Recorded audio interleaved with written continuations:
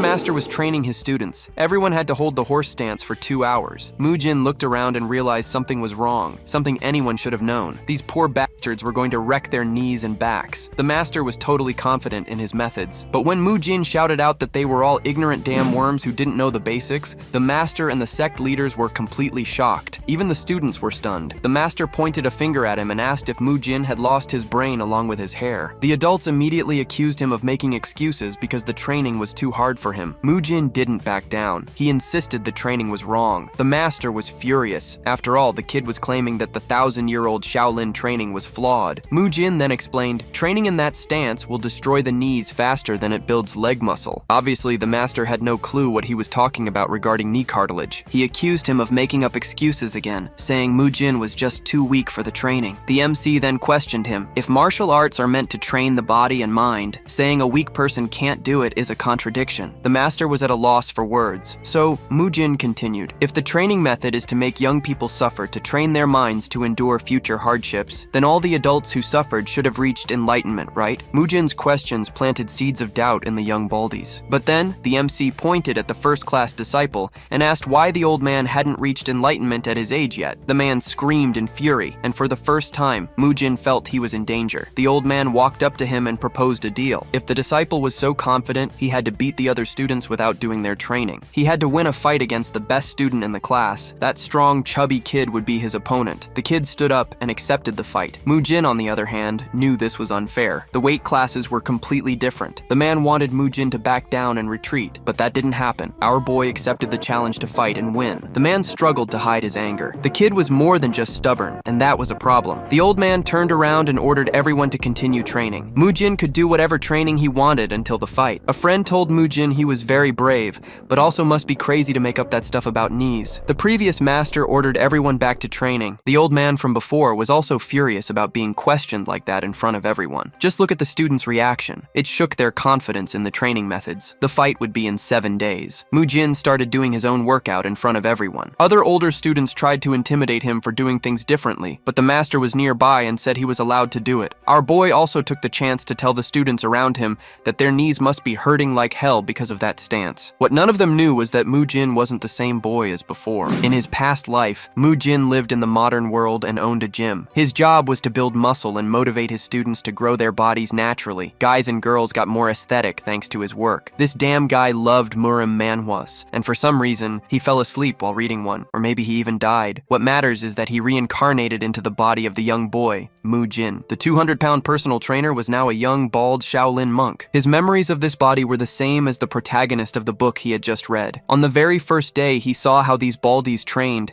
he couldn't resist. He had to question everything. Now he's in a challenge to prove to the masters that there is a right way to do physical training. Meanwhile, the other students are shaking with pain and exhaustion. Mujin is capable of pushing his body much further without feeling pain. After training for 2 hours, Gangyuk becomes eager for a meal when Muyul calls him to eat. He then looks at the meal and wonders if that's all there is. At a long table, one of the masters invites everyone to eat, but Mujin remembers that temple food is vegetarian and asks, where's the protein? Realizing, he notices how vivid the smell of the food in that dream is. The smell is good, but he realizes it's only vegetables, and to him, it might as well be grass. Pounding on the table, Mujin declares, this is child abuse. He then asks, who dares disturb mealtime? Screaming, he says, we trained all morning. He asks, do you expect us to just eat this? Standing up, Mugung asks, what's the meaning of this? He states, that boy has only caused trouble since dawn. Approaching, he says, enough is enough. I'm going to teach you a lesson. But Mujin states, a body needs protein after training, and I will not tolerate this situation. Called by someone, Mujin and Mugung look to the side. Appearing, head chef Hyun Mun, the Shaolin Temple's head cook, says he was just passing by. Commenting, he says, that poor disciple must be very hungry. Offering, he proposes to give more rice, but Mujin replies, I already have enough. He then asks, does the young man want more side dishes? Because the child is clearly hungry. Questioning, Mujin asks, do you have protein supplements or better yet chicken breasts? Staring at him, the chef and the other monks observe, and one of them asks, what on earth is wrong with him? Approaching, Muyul says, he's been acting strange all morning and asks, is everything all right? But Mujin just yells, I need my protein so I can build muscles for my body. He then wonders what is happening. The training feels hard, the food smells like food, and he questions, why haven't haven't I woken up yet if this is a dream? Considering the possibility that it might be real, he decides he needs to be more careful. Remembering he is a disciple in a Shaolin temple, he understands he must be careful about what he says. Bowing, he apologizes, explaining, "I was so hungry I didn't know what I was saying." Agreeing, the head chef states, "You must be tired from training." Taking a guess, Mujin asks, "Can I eat some beans or mushrooms?" Staring at him in silence, the chef doesn't respond. Dream or not, Mujin needed his protein anyway. The routine of training, breakfast, and studying Buddhist scriptures bored him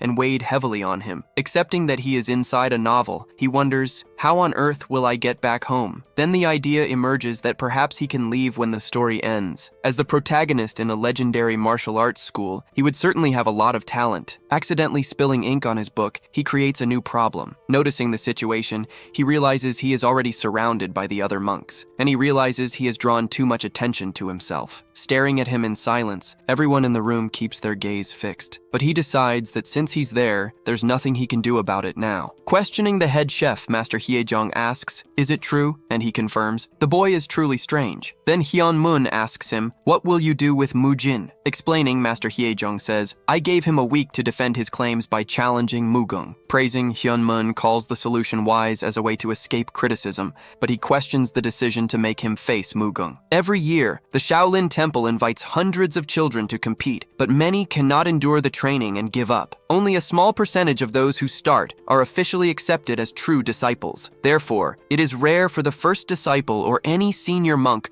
to know a single child by name, and Mugung is one of those few selected. Stating, Hyejong says, "Mugung is perfect for the task, and he will teach that boy a lesson." Announcing that, as promised, a week had passed, Master Hyejong marked the moment. He then asked if both were ready. Turning around, Muyul asked Mujin what he was doing. He replied that they were warm-up stretches. To sound like martial arts, he called the movement the forelimb extension technique. As part of any warm-up routine, stretching prepares muscles and relaxes ligaments. Many different positions and exercises exist, all aimed at increasing flexibility and range of motion. Inviting Muyul to try it with him, Mujin said, "It's good to get into the habit." Observing, other monks wondered what they were doing and what was with those strange poses. Immediately catching on, Muyul followed along and Mujin praised him for being good at it. Suddenly, one of the monks pointed at Mugung's punches and asked if that was the chain fist. Mugung then threw a punch into the air. Commenting among themselves, the other monks said how amazing he was and that they could hear the air crackle with each blow. Realizing the situation, Mujin understood he was finished if any of those blows landed and wondered how he was supposed to defeat him in a week. Questioning himself, he thought about how on earth he was going to take him down. Suddenly, an idea struck him, and now he knew exactly what to do. Recalling the incident, Master Hyejong remembered that Mujin claimed he wasn't making excuses to avoid training. While he might not follow instructions, he seemed to have his own training methods. Explaining, Mujin said, "I'm practicing how to take down Mugung in a single move," but he still wondered why the boy kept rubbing that tree. Confidently, he believed Mugung would handle that child's attitude problem. Noticing the gaze, Mugung saw that Master Hyejong was watching directly. Preparing himself, he stated that the boy would have to be his stepping stone. Stretching before his opponent, Mujin remained calm. He then stood up and stretched his back. Gesturing, he asked Master Hyejong if they could begin. Irritating both the master and Mugung, the boy's attitude hung heavily in the air. Taking a step forward, Mugung said, "I'll show you." Facing his opponent, Mujin awaited the signal to begin. Revealing his confidence, Mugung showed how painstakingly he had perfected his chain fist. Then the master shouted, "Begin!" and Mujin immediately charged forward. Surprised, Mugung reacted to the rapid advance. Realizing the danger, he understood it was a swift attack. Surprised, the other monks and the master noted the speed, seeing that he had dodged the chain fist. Grabbing Mugung, he acted, aware that he couldn't use real fighting techniques on a child. Having learned martial arts for real combat, he knew a slip-up could be fatal. So the best technique for the situation was something any child should be able to endure. Taking him down with a tackle, Mujin acted without hesitation. Hitting the ground hard, Mugung suffered the impact. Taking only a second, Mujin applied an arm lock. Shouting, the other monks didn't understand what was happening and told Mugung to hang on. Unable to believe what they were seeing, shock took over, and they wondered if brother Mugung could already be losing. Writhing on the ground, Mugung didn't understand what had happened. Desperately trying to guide him, some monks shouted for him to use his legs and roll, but they knew it was too late,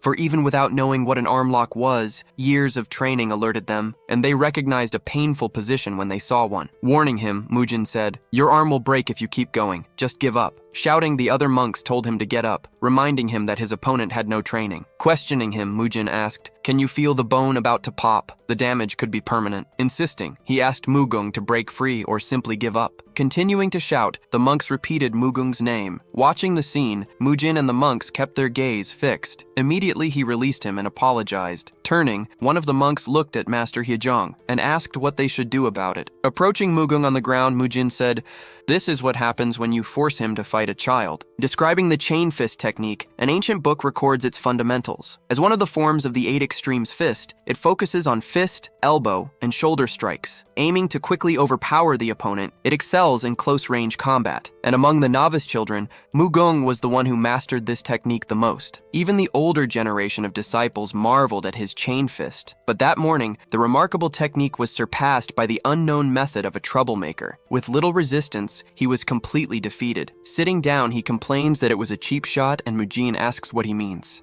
Accusing him, Mugung says he was attacked as soon as they started and that a strange technique was used. Screaming, he claims, "In a real fight, I would have won." Mujin comforts him. As they walk away, he corrects him, saying, "My name is Mugung, not Mugi." Other monks observe. Asserting, he says that Shaolin sparring must be done with Shaolin technique, a rule Mujin broke. Questioning, one of the monks asks why the chain fist wasn't used. Responding, Mujin says that if he had used it, they would have just traded blows and both would have been seriously injured. Asserting, he says that he won without hurting him. But the other monk insists that's not how it works, and that Shaolin techniques must be used. Not accepting this, they refuse to see the Shaolin chain fist defeated so easily by an untrained boy using unknown techniques. Admitting, one of them recognizes that Mugong lost and questions if they are being irrational, but he fears that if this continues, doubts will be cast upon Shaolin martial arts. In the worst-case scenario, they could lose all their disciples. Turning, they address Master Hyejong and ask what they should do. Then they see him smiling and wonder what he is thinking. Calling Mujin, Master Hyejong summons him, and he approaches. Questioning, he asks if it's true that that technique was used to subdue Mugong without injuring him,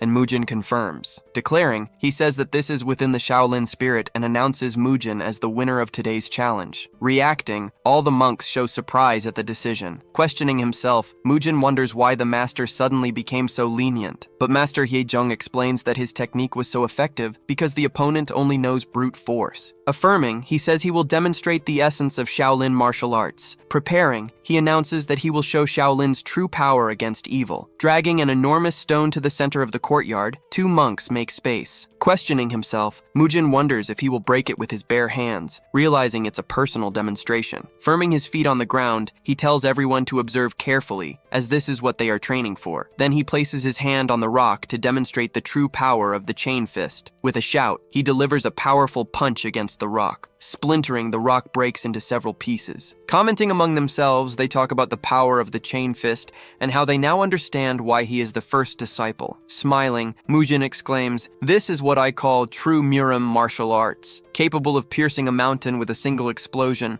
Murim martial arts go beyond. They can also strike down hundreds of enemies with a single sword movement, and even make an opponent explode with a single punch." Interrupting, one of the monks asks Master Hyejong if the ultimate goal isn't defense. Turning, he confirms, "Yes, it is." Pointing to the ground, Mujin makes a simple gesture and questions if they should defend themselves with that intensity. Responding, the master says, "Perhaps not." Later that morning, things calm down. Questioning, Hyunsong, Master Hyejong's master, asks if the child, Mujin, overpowered Mugong in the blink of an eye. Confirming, Hyejong says he is correct, and his master concludes that he is not just a strange child. Explaining, he says that although he criticizes the morning training, Mujin practices the chain fist more than all other novices. Questioning again, he asks if he suspects the boy studies the technique to find ways to defeat it. Confirming, Hyejong says yes, and Hyunsong asks what he thinks. Suggesting, he raises the possibility that the boy is a spy from the sinister faction or the demonic cult. Surprised, the suspicion leaves him silent. Meanwhile, Mujin gets annoyed with the scriptures, and his master wonders if the child could really be a spy. Questioning himself, Master Hyejong wonders if the child could be a spy. But Hyunsong doubts it, as a real spy would never draw so much attention, unless the goal was to interfere. He states that there is nothing to worry about, as the boy is still a novice disciple, and time will tell if he is a spy or just a strange child. Then a new possibility arises in his mind. raising a hypothesis. He considers that the boy might actually be from a martial arts clan. After all, Mujin couldn't have created those mysterious techniques by himself,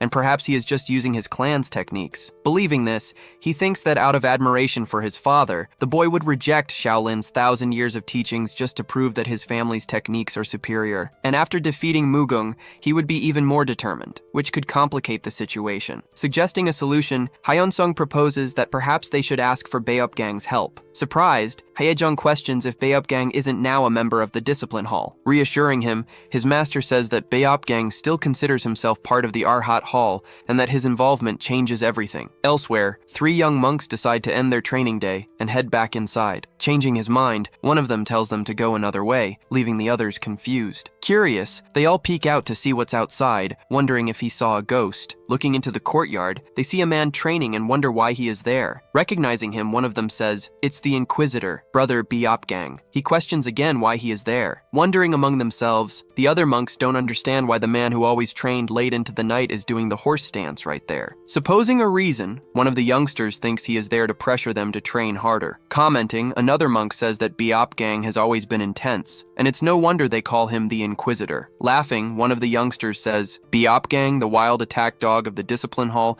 has found the right place for himself." Correcting them, one of the monks reveals that Brother Beopgang will be back at the Arhat Hall with them starting tomorrow. Surprised, the others question the information, as they thought he would start at the discipline hall next term. It was general knowledge that Beopgang had a high rank and had set a stricter standard of discipline for the 3rd generation of disciples. Hearing that he visited each hall to better understand the laws before returning to the discipline hall, rumors spread. But Beopgang was rigorous and always led by example, never asking anyone to do something he wouldn't do himself. Since basic training, he trained more and longer than anyone, which overloaded his knees. Demanding all his inner strength, he overcame constant pain even when walking, and now they barely function. For him, training was a sacred journey, and pain was just part of the path. After finishing 30 minutes in the horse stance, he stands up and asks, "Where is the child, Mujin?" Imagining him, Beopgang visualizes the troublemaker and rising star of the Arhat Hall that Master Hyun-sung spoke of. The next day, the young monks look ahead and one of them questions what he is seeing. Before all the novices stands Brother Beopgang,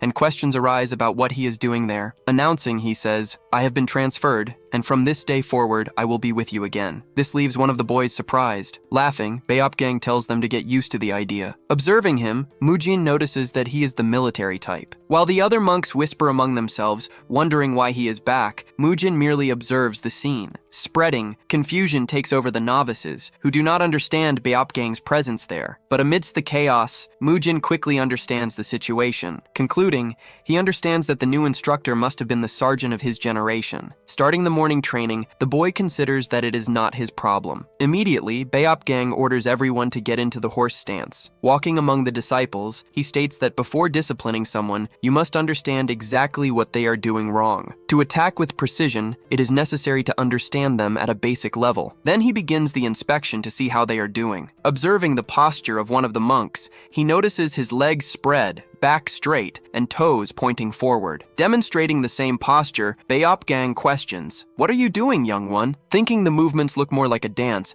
he notices inhalations and exhalations with each gesture, but he realizes that the pain is the same as the horse stance, concluding that it was just an excuse. Standing up, Mujin hears Beopgang say directly, "Your posture is wrong." Then Beopgang asks, "How is the posture wrong?" Realizing the situation, he understands that he needs to correct everything from top to bottom. Not understanding why he is being copied, Mujin hears the cartilage in his knees creak every time they are bent. Feeling the discomfort, he realizes that he cannot simply ignore the fact that the man's knees seem to be screaming for help. Concluding, he understands that if that man is the drill sergeant, having him by his side would be a great advantage. Smiling, Mujin hears Beopgang ask again, "What was wrong?" Explaining, the young man says, "With bad knees, that exercise is counterproductive. Can I show you something?" Afterwards, he demonstrates a stretching exercise on the ground. Praising, Mujin comments on his flexibility, while the other monks in the background wonder what is happening. Correcting himself, he calls the exercise the four-limb extension technique, explaining that the position allows the knee muscles to relax. Affirming,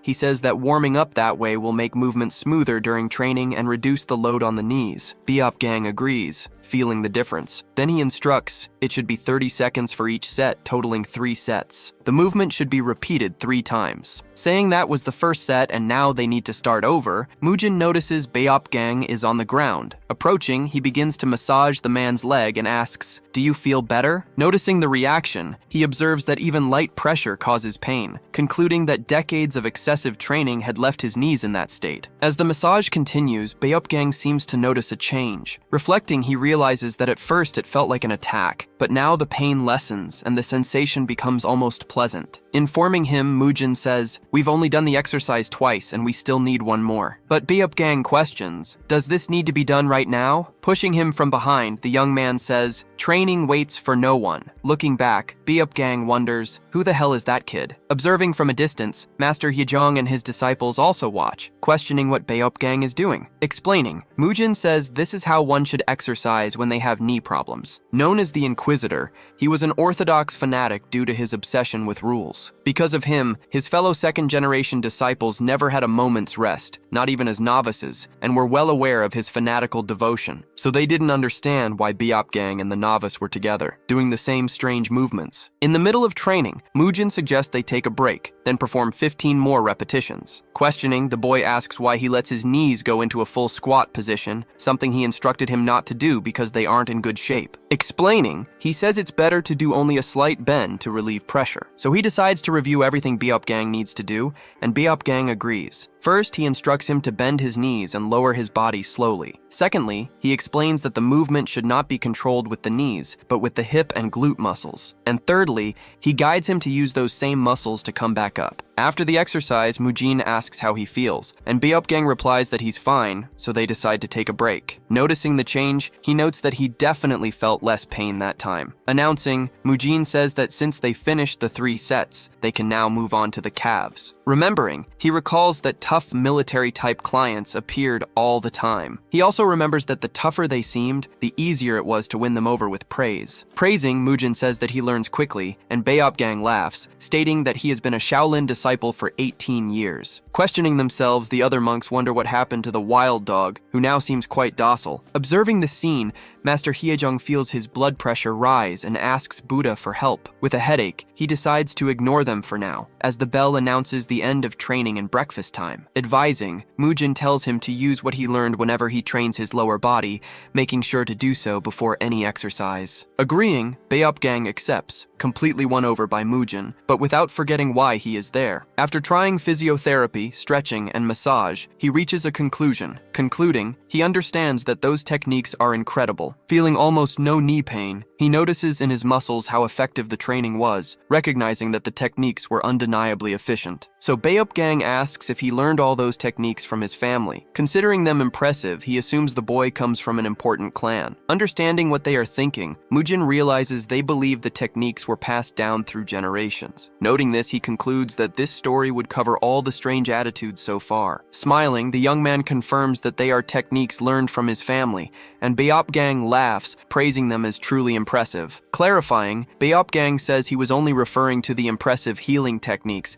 because in martial arts, nothing surpasses Shaolin's history. Meeting with Muyul, Mujin says he will keep brother Beopgang's words in mind. Turning, he informs that he is finished and asks permission to withdraw, being released by Beopgang. Commenting, Mujin tells Muyul that he should have gone ahead, but his friend replies that he wanted to wait for him. Startled, Beopgang sees Master Hyejong standing right behind him. Immediately, he apologizes to the master for the appearance of the situation, and Hyejong acknowledges that he is aware of how it looked. Laughing, Beopgang explains that he wanted to personally experience the novice's training to know the enemy, and the master asks how it was. As the young men walk away, Beopgang begins to explain what he was able to perceive about that child, Mujin. Revealing, he says the boy is not from a martial arts clan, but rather from a medical clan. Questioning, Hyejong asks what led him to this conclusion, and Beopgang prepares to explain. Starting, he says that his knees are almost ruined from years of training, and the master asks why he kept it a secret. Responding, he says he didn't want to worry the elders, and more importantly, he couldn't show weakness in front of the disciples. For decades, none of his brothers noticed his knee problems, but that child noticed immediately and warned him that his knees would worsen if he continued. Concluding, Beopgang states that everything he practiced with Mujin was, in fact,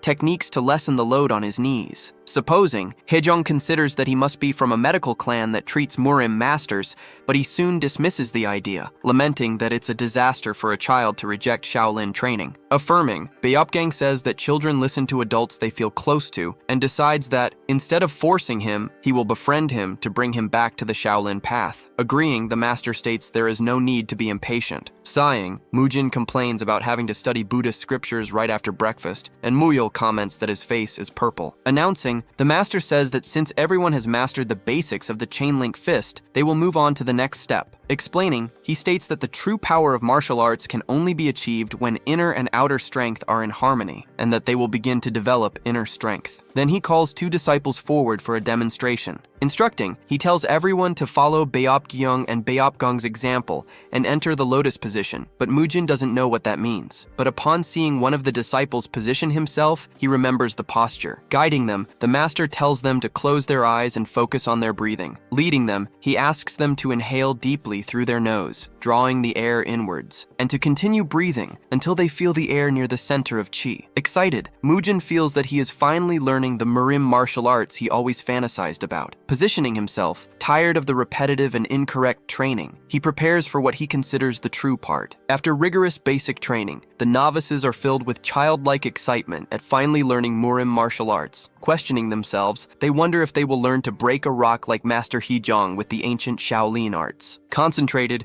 everyone focuses on the master's voice, inhaling and exhaling as instructed. Realizing the situation, Mujin feels that something is also wrong with this training. Finding it strange, he thinks that even though it's just a breathing exercise, it wasn't how he remembered the training in novels. Questioning himself, he asks where the teachings about yin-yang, the 5 elements, and the I Ching are, but he supposes they must have their reasons. So, after complaining about all the training up to that point, he finally just does what he was told. The reason is simple. It's inner strength training, and his excitement is at its peak. With the transcendent power of inner strength, it would be possible to split mountains and even fly. After all, the inner strength techniques from Murim novels are taught in Shaolin, and he was finally going to learn them. Calling for attention, the master tells everyone to open their eyes. Explaining, he states that the inhalation and exhalation technique is a meditation to sense and gather ki, essential for using inner strength techniques. Advising, he instructs them to practice whenever they have time to feel the chi in their bodies. Realizing better, Mujin understands that they are not yet teaching inner strength techniques, only basic breathing. Understanding the process, he realizes he needs to feel the chi to cultivate inner strength, and then he sees a book being picked up. Distributing materials,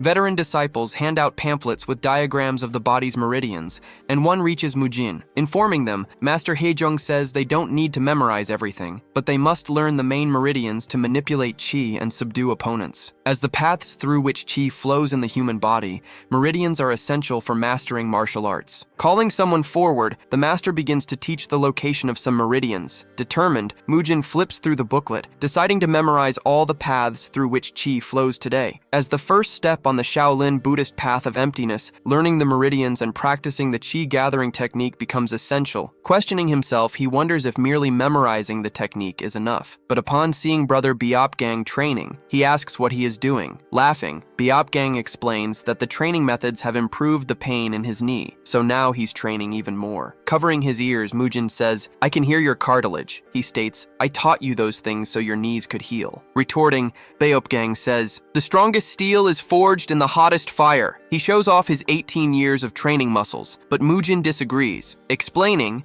the boy says that if the fire gets too hot, the steel simply melts, and the same applies to their bodies. Then he apologizes and asks Beopgang to sit down. Informing him, Mujin says, "I'm going to manipulate your chi." He warns, "It's going to hurt a little." While pressing his knee, he asks the man to say if it hurts. Feeling those worn-out knees, the sensation reminds him of something. Recalling, he remembers his time in the Special Forces. With every step, there was constant effort. Despite the injuries, he continued training non-stop until he destroyed his own body. But all that hard work didn't allow him to remain in service. In the end, he was discharged. That was the lowest point of his life. He just watched the rain fall. Reflecting, Beopgang thinks that's how he must have looked back then. While massaging, Mujin advises him to take care of himself because if his body breaks down, no one will help him. Interrupting him, Beopgang makes the boy ask if he was being too preachy. Then he says, "I have no idea what Mujin went through, but even if he were to break down, Shaolin Mujin wouldn't turn its back on him. Smiling, Beopgang states, "We don't abandon any disciple, no matter what happens." Giving a slight smile, Mujin reacts in silence. Then Beopgang apologizes for taking his time and asks where he was going. The boy replies that he was going to practice the technique they learned. Questioning, the man asks, "Haven't you trained enough at home already? A doctor's son should understand the flow of qi." Fumbling with the question, Mujin says that some things came up and that he never learned about the flow of qi. Suggesting, Beopgang says, "Let's practice right now." Pointing at the boy, he says that perhaps by observing him, Mujin can find his qi faster. Sitting down, he admits he has no idea how to feel his own qi, but he believes he will learn something by observing closely. Positioning himself, the boy announces, "I'm ready." Beopgang says, "Let's start concentrating." Kneeling, Beopgang asks him to observe and see what he can learn, hoping it helps. Then he begins to breathe deeply, and Mujin watches carefully. As the meditation continues, the boy notices that the air around them already feels different. This is Mujin's chance to see what is being done differently. Suddenly, he notices something he had never seen when training alone. Questioning himself, he asks if that's what everyone was talking about. Looking at Beopgang, Mujin asks, "Is that the qi?" Sitting down, Mujin begins to practice breathing, trying to draw pure qi from nature. He directs everything to his energy center. Concentrating on the technique, posture, and visualization, he starts gathering qi, and finally he feels the flow of energy within himself. Opening his eyes, he realizes he managed to feel the qi, but something still puzzles him. Questioning himself, he asks why his qi is the size of a grain of rice. Even so, he rejoices at the small progress, winning the first mental battle. Noticing the change, Beopgang notes that the boy has already begun to feel qi, confirming that Master Hyong and the director were right. Continuing the practice,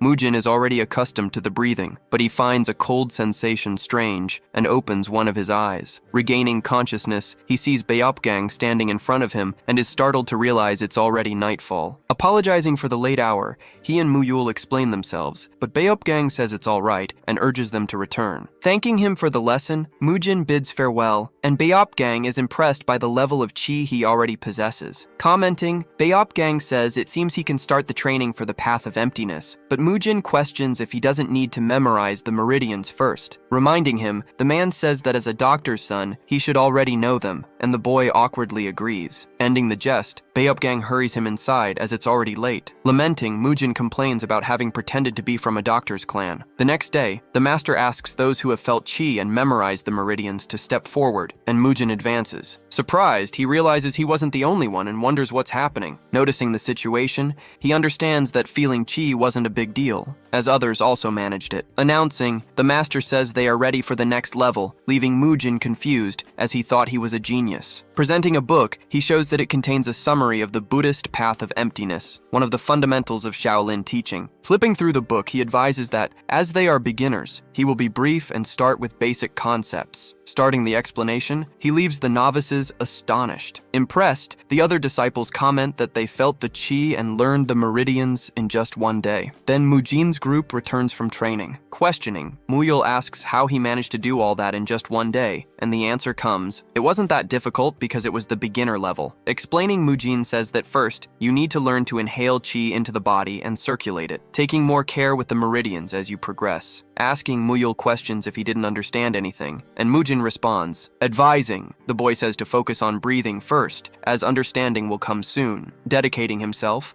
Mujin memorizes the meridians and their order until they are etched in his mind as the first step toward Shaolin mastery. Meditating, he feels the qi accumulating faster, even if they are just small improvements. Cheering up, he realizes that this is real inner strength training, like in the novels he used to read, and feels that he is progressing. Progressing smoothly, the training continues as he practices qi meditation, but he hears someone calling. Turning, he asks Muyul where he was. Then he sees his friend dragging another monk. Questioning, he asks, is that a corpse? Correcting him, Muyul says, it's Mugyong's body, and Mujin asks, is he dead? Reassuring him, his friend says, Mugyong, one of our older brothers, is alive. Explaining, he recounts that he tried to wake him up, but he was unconscious and too heavy to carry. Asking for a second, Mujin runs towards the fallen man. Crouching, he examines the monk sprawled on the ground. Looking closer, he realizes the marks on the body weren't made by being dragged. Becoming obvious, he understands what happened. Turning to Muyul, he states, "Someone beat the guy up." Pointing, he says, "The monk was kicked and is injured all over," and his friend agrees. But then he starts to wonder why that name sounds so familiar. Remembering, he recalls seeing a young monk who, unlike the others, always seemed thin and dejected. Until then, he had only noticed Mugyong in passing, but he was trying to remember something else. Sounding very familiar, the name didn't associate with a face. Deciding to set that aside for now, he asks, "Why did Mugyong get beaten up so badly?" Agreeing, Muyul says, "That's a good question." And Mujin questions, "Do you know why?" Responding, he says, "But we can find out. I already have a hunch about what happened." Smiling, Mujin says, "I know who we can ask." Explaining, he states, "Since the guy got here before us, we need to ask someone who was here before him." Referring to him, he speaks of that guy he fought, and Muyul understands whom he's referring to. Turning, Mugung asks, "What do you want?" Muyul doubts it, finding it unlikely that Mugung beat the rookie. He says it would even be a relief if that crybaby had the courage to do it. But Mujin reminds them that Mugung is the oldest rookie and would know how things were before they arrived. Walking through the courtyard, the two proceed while Muyul carries the unconscious boy on his shoulders. Suddenly appearing in front of them,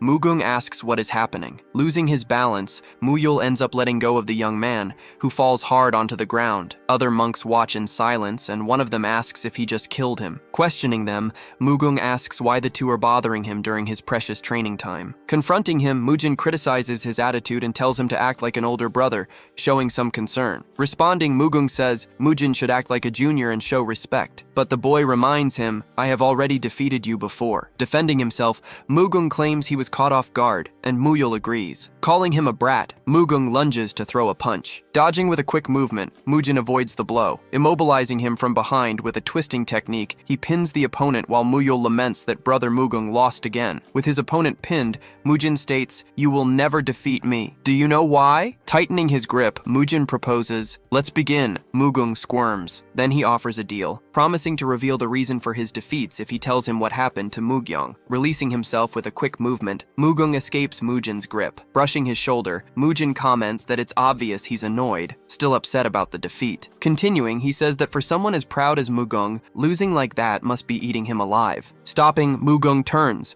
while Mujin demands that he first tell them what happened to Mugyong. Revealing, he says, Mugyong was beaten by Mutai and his gang, the only son of the Seo clan, protectors of Shaolin merchants. Showing a flashback image, Mugyong appears next to his father, a servant of that clan. Recruiting Mutai as a disciple, Master Heeman recognized Mugyong's talent and brought him along. But Mutai couldn't stand the idea of a servant's son being his equal and began bullying him. Furthermore, Mugyong's father still works for Mutai's father, making the situation even more complicated. Because of this, the boy cannot simply report Mutai to the superiors. Gritting his teeth, Mugung says, "Maybe I would understand if this were a normal school." But he points at Mujin and shouts, "This is Shaolin! Why aren't you doing anything, since you've been here longer?" Justifying himself, he asks what he could do, but Mujin retorts, "You are the strongest and should defend him." Arguing, Mugung says, "There are 3 opponents." But Mujin points out that Muyul considers him the strongest in the temple. Embarrassed, Mugung admits, maybe they think that because the others don't train hard. This leaves Mujin curious. Then he remembers that those guys are from clans of the Shaolin sect. Explaining, he says, the disciples from these clans already learn the basics of martial arts,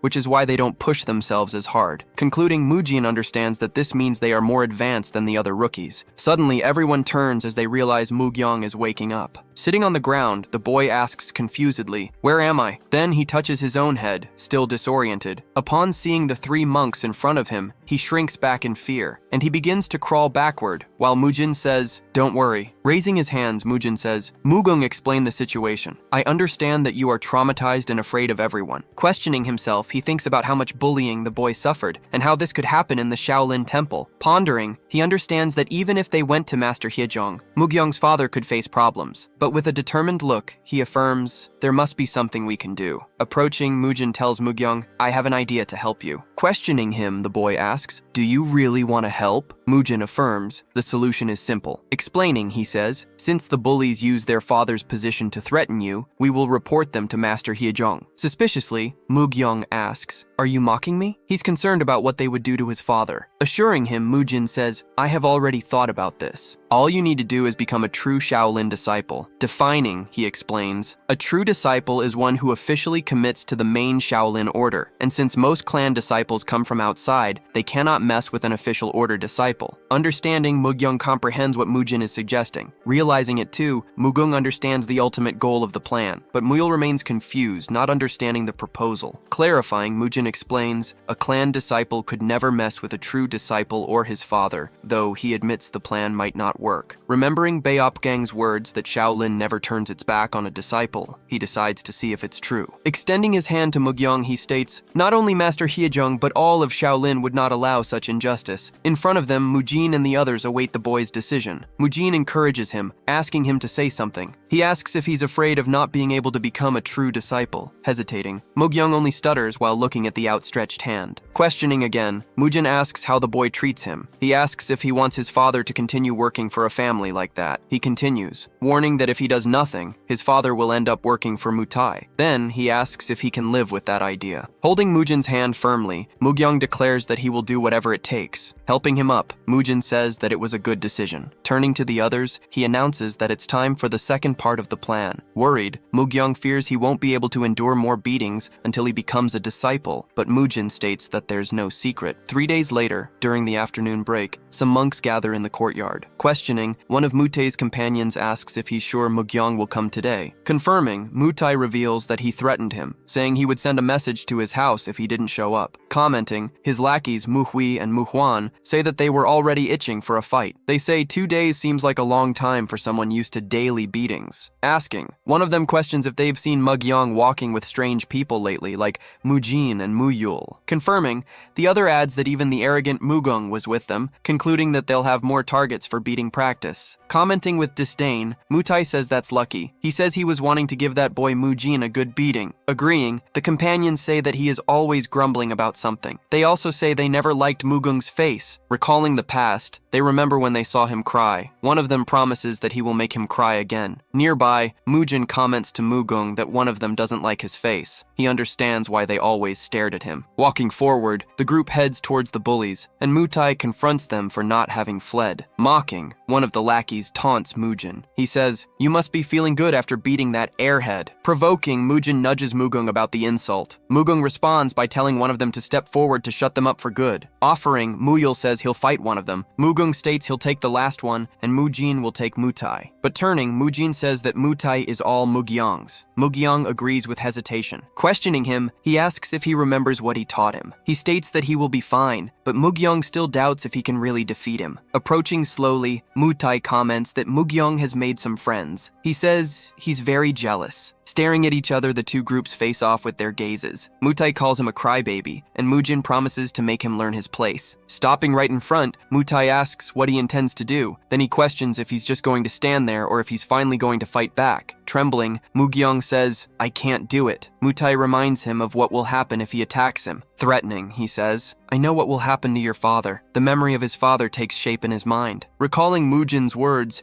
he remembers that there is only one way to free him, and that way is to teach them a lesson and become a true Shaolin disciple. With tears in his eyes, he says, "Don't you dare." Advancing, he shouts, "Don't you dare do anything to my father." Surprised, Muti reacts and retaliates with a blow. Meanwhile, Muyul blocks Muhui's punch. Muhui admits that he's not just an airhead. Clenching Muhuan's fist, Mugung surprises him with his strength. Noticing the difference, he notes that his opponent is not just stronger, but different. Something seems to have completely changed in Mugung. Recalling the past, he remembers when he refused to help. Mujin questioned him about his role as an older brother, asking if he was scared. Saying that since Mugung agreed to help, they could end the discussion, Mujin is interrupted by Mugung's denial. Demanding an answer, Mugung reminds him that the topic was why he always loses. Explaining, Mujin says that his chain fist is fast and strong, but that's all. Assuming a fighting stance, he challenges him to dodge the attack. Advancing with a punch, he sees Mugung manage to dodge and congratulates him. Announcing the second form, he tells him to dodge once more. With a shout,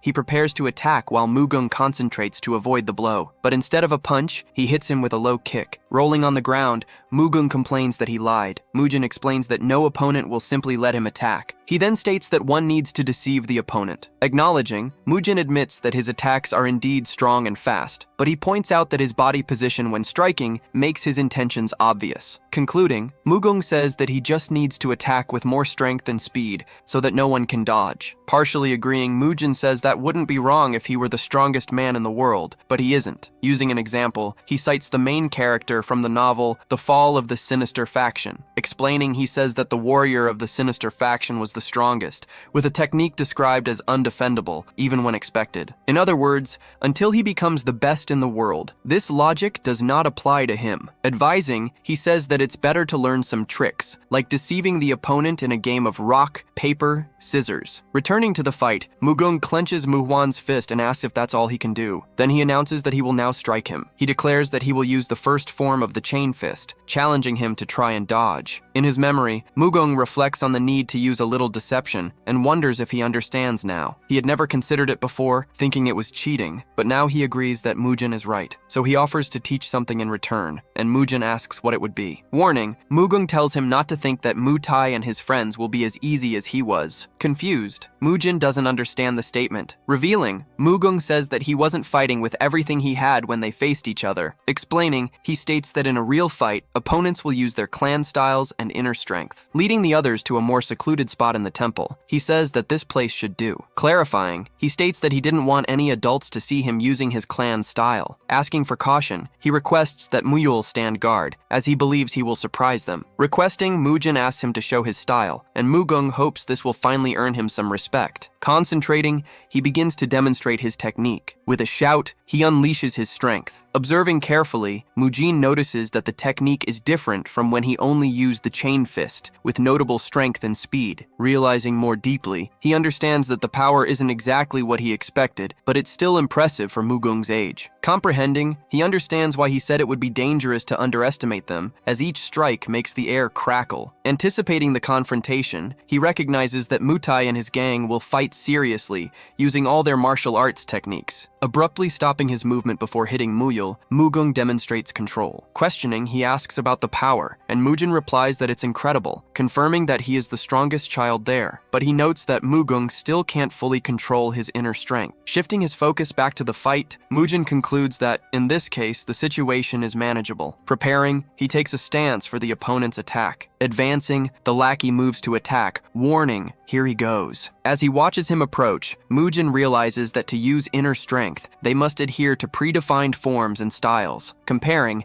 he understands that compared to Mugung, the opponent's punch looks like a baby's. And as expected, he dodges the blow without difficulty. Understanding the situation, Mujin realizes that the style used will be the chain fist, making the movements obvious. Shocked, the lackey notices that the attack was dodged. Realizing this, he understands that Mujin didn't beat Mugung by luck and begins to retreat. Running towards him, Mujin begins a sequence of rapid blows, asking, "Is it my turn to attack now?" Raising his arms, the lackey protects his face. Noticing the guard, Mujin asks, "Are you just protecting your face?" Then he hits him with a punch to the stomach. Meanwhile, Muhui raises his arms to attack Muyul, but he dodges and trips the opponent. Reflecting the scene of the last fight, Mujin's eye follows everything, and Mugung prepares a powerful punch against Muhuan. Hitting the ground, the fist causes a large explosion. Fallen, Muhuan struggles to get up. Observing everything, Mutai is completely shocked by the scene. Then he starts to wonder if he is the villain now, seeing his fallen opponent act that way after intimidating Mugyong for so long. Turning around, he tries to see how the others are doing. Mugung and Muyul have already defeated their opponents and comment that they didn't even need to worry as the fight had barely begun. Hearing a strange noise, Mujin asks how Mugyong is doing since Mugung seems fine. Scared by the sound, he questions what that is, and then he sees Mu-gyong repeatedly beating Mutai on the ground. Running towards them, he shouts, "Stop! It's over!" Seeing him like this, a sudden memory flashes in his mind. Realizing the reason, he understands why that name seemed familiar. The image of a boy smashing his opponent's face against the ground invades his thoughts, along with the savage gaze and blood smeared across his face. Then Mujin realizes there's no doubt, it really is him. Remembering, he recalls the worst character in the book, the villain with an insatiable bloodlust, and he realizes that this is Mu-gyong, the blood monk. Remembering one of his favorite childhood novels, Mujin doesn't recall everything, but one illustration remained etched in his mind. The image showed a bloody monk screaming. He was screaming about the evil of humanity that only he could purify with blood, and the scene before his eyes now reminded him of that same horrifying Mu-gyong from the novel. Questioning himself, he wondered what he had done. With the sole goal of boosting the boy's self-esteem, he ended up transforming him into that. Realizing the danger, he understood that if he didn't stop him, Mute could truly die. Running, he asked Muyul for help to intervene in the fight. Holding him together, the two restrained him while Mu-gyong screamed, "Let go! Mutai will go after his father." Finally stopping, panting and with a bloody fist, everyone looked at Mute's unconscious body, and Mujin realized the situation could have been much worse. Kneeling on the ground, Mu-gyong began to cry. Understanding the situation, Mujin realized that he was not yet the bloody monk. The character in the book was portrayed only as a madman, with no explanation ever given as to how he became that way. He must have suffered an absurd amount of bullying until one day he simply snapped. Suddenly, Beopgang appeared in the hallway and asked what was happening there. Turning around, Mujin and Muyul realized they were doomed. Approaching, Beopgang demanded that they explain themselves immediately. Pointing at the boys lying on the ground, he asked Mujin, "What the hell is going on?" Next, he turned to Mu-gyong and questioned him too, but the boy merely hesitated. Mujin yelled, "Didn't you just tell us to explain ourselves?" Calling them by name, Beopgang listed each of the 4 boys. Turning Mu-gyong onto his back, Mujin made it so the Inquisitor could see him. Surprised by the action, Beopgang asked, "What are you doing?" Asking for just a moment, Mujin told him, "Look at Mu-gyong's body." Seeing the boy's back covered in bruises, Beopgang wondered what that was. With a serious expression, he asked them, "Tell me what happened." Explaining, Mujin said that the bruises were the result of 2 months of beatings Mu-gyong had endured. Continuing, he stated that on that day, they had called him to beat him again, which was why they intervened. Questioning, Beopgang asked, "Is that true?" Turning, he asked the others, "Is that the truth?" Ordering, he told Muhui and Muhuan to stand up. Running to the scene, other monks arrived, asking what was happening upon hearing the screams. Trembling on the ground, the 2 boys couldn't respond. Observing the scene, one of the newcomers looked at Mute's unconscious body. Then he asked, "What the hell is going on here?" Turning to Mu-gyong, Beopgang asked him to tell what happened in his own words. Hesitating, the boy began to tremble, not knowing what to say. Placing a hand on his shoulder, Mujin told him, "Just tell the truth." Encouraging him, he stated, "Brother Beopgang is a fair person," and told him, "Don't be afraid." Confirming, Mu-gyong said that Mujin was right and began to recount that Mutai, Muhui, and Muhuan had been beating him for 2 months. With a trembling voice, he broke down in tears and explained everything he had been going through. Observing the scene, other monks watched as Mujin and Muyul awaited Beopgang's reaction. Even agitated, Mu-gyong managed to convey the essence of the situation to the Inquisitor. Reminding him, Mujin recalled his words that Shaolin never turns its back on a disciple, feeling it was his responsibility to protect him. But Beopgang argued, those children are also Shaolin disciples. Questioning, the boy asked, "Can children who use threats to terrorize others be considered disciples? Does that represent the true spirit of Shaolin?" Agreeing, Beopgang said, "You are correct." Arriving at the scene, Hyunsong stated that they would investigate the case, but the accusation would only be valid if what they said was true. Declaring, the Arhat Hall director said that if the story was true, those children would no longer be accepted as disciples. Stating confidence, Mujin said, "I believe the investigation will be fair and open." But being interrupted, Hyunsong questioned, who would go so far against mere children, since the goal of martial arts is to subdue the opponent? Pointing, he indicated Mute's unconscious body on the ground. Kneeling, Mu-gyong apologized, and then he raised his hand, taking the blame for what happened. Stepping forward, Mujin said, "It was all my fault. I let myself be carried away by anger over what they did to Mu-gyong." Trying to stop him, Mugyeong said, "Mujin, don't take the blame for me." But stepping forward, Mujin stated, "All of this started because of me." Understanding the gravity, he realized that if he betrayed Mugyeong now, there was no telling when he might transform into the bloody monk, and that, instead, he could become everyone's best ally. Explaining, Beopgang says that is the place where they practice Buddhist meditation. He then informs Mujin that, for the next 7 days, he must remain there and not speak to anyone as part of the ascetic practice. Announcing the arrival, he shows a cave and says the boy will complete his punishment inside. Guiding him, he explains that he must sit upright, face the wall, and meditate without turning outward, even to eat or sleep. Agreeing, Mujin enters the cave to begin meditating. He always believed that Gyeongga's works took place in the same world, but now a character from another story has appeared in his own. He already knew that the return of the demonic master and the fall of the sinister faction occurred in the same universe. The two protagonists were from the same period, but rarely met as they were in different regions. But in the second half of one of the books, the new monk from the new Shaolin emerges, making him realize that his actions could affect other stories. Questioning himself, he wonders if he caused a butterfly effect and if he is interfering with the development of other characters. To become stronger, he will need allies, but he only remembers some of them when they were still young. More than a decade has passed since he read the stories, and although he remembers the general overview, he doesn't recall the details. Reflecting, Mujin wonders if the story of the new Shaolin will still unfold if the main characters become friends and everything mixes together. Already involved with Mugyeong, the future blood monk, he understands that he needs to observe how things will unfold. It is by facing the blood monk that the protagonist of The Return of the Demonic Master achieves enlightenment and grows stronger. But if the blood monk is eliminated now, the other hero might never achieve enlightenment. The entire situation is too complex, and Mujin wonders where he should begin to fix it. Outside, Beopgang watches him in silence. Noticing the boy's concentration on his punishment, he sees that he does nothing else and finds it incredible that someone 12 years old has such focus. Considering his special techniques and already demonstrated talent, he believes the boy truly could be special. Shortly before, in another location, Headmaster Hyun lets out a sigh. Lamenting, he says he failed to uphold his values, but Hyejong takes the blame for not controlling the situation. Changing the subject, Hyunmun asks the disciple to tell him what he discovered. Reporting, Hyejong says that all the novices were questioned and that the testimonies were consistent, confirming that Mugyeong was regularly bullied. This could become a stain on the Shaolin Order's name, making the atmosphere around the Arhat Hall grim. Arriving next, Beopgang announces himself as a second-generation disciple and receives permission to enter. Questioning, Hyunsung asks Hyunmun if he noticed the newcomer's hands, and the master cook confirms he saw them too. Just one look at Mugyeong's hands and face was enough to know that he was the one who did that to Mutai. Commenting, Hyunmun says that this might be a blessing in disguise, something that could make up for everything, and that without Mujin, things could have been worse. Remaining silent, the three men stood like that for a moment. Asking to speak, Beopgang requests permission from the master to say something about the matter, and it is granted. Affirming, he says, the issue is not about who failed whom, as everyone is guilty. He suggests that instead of lamenting, they should ensure this does not happen again. Questioning, the headmaster asks if he has something in mind. Giving his humble opinion, Beopgang says, all of this happened because they need more training. Explaining, he states that the bullying was only possible because the children had too much energy, and to prevent this, training should be intensified until they are too tired. Requesting authorization, Beopgang asks for permission to proceed with his plan. Agreeing, Hyunmun accepts and leaves the matter to him and Hyejong, as he will be busy resolving things in the coming days. Informing next, he says that the three guilty children will be punished,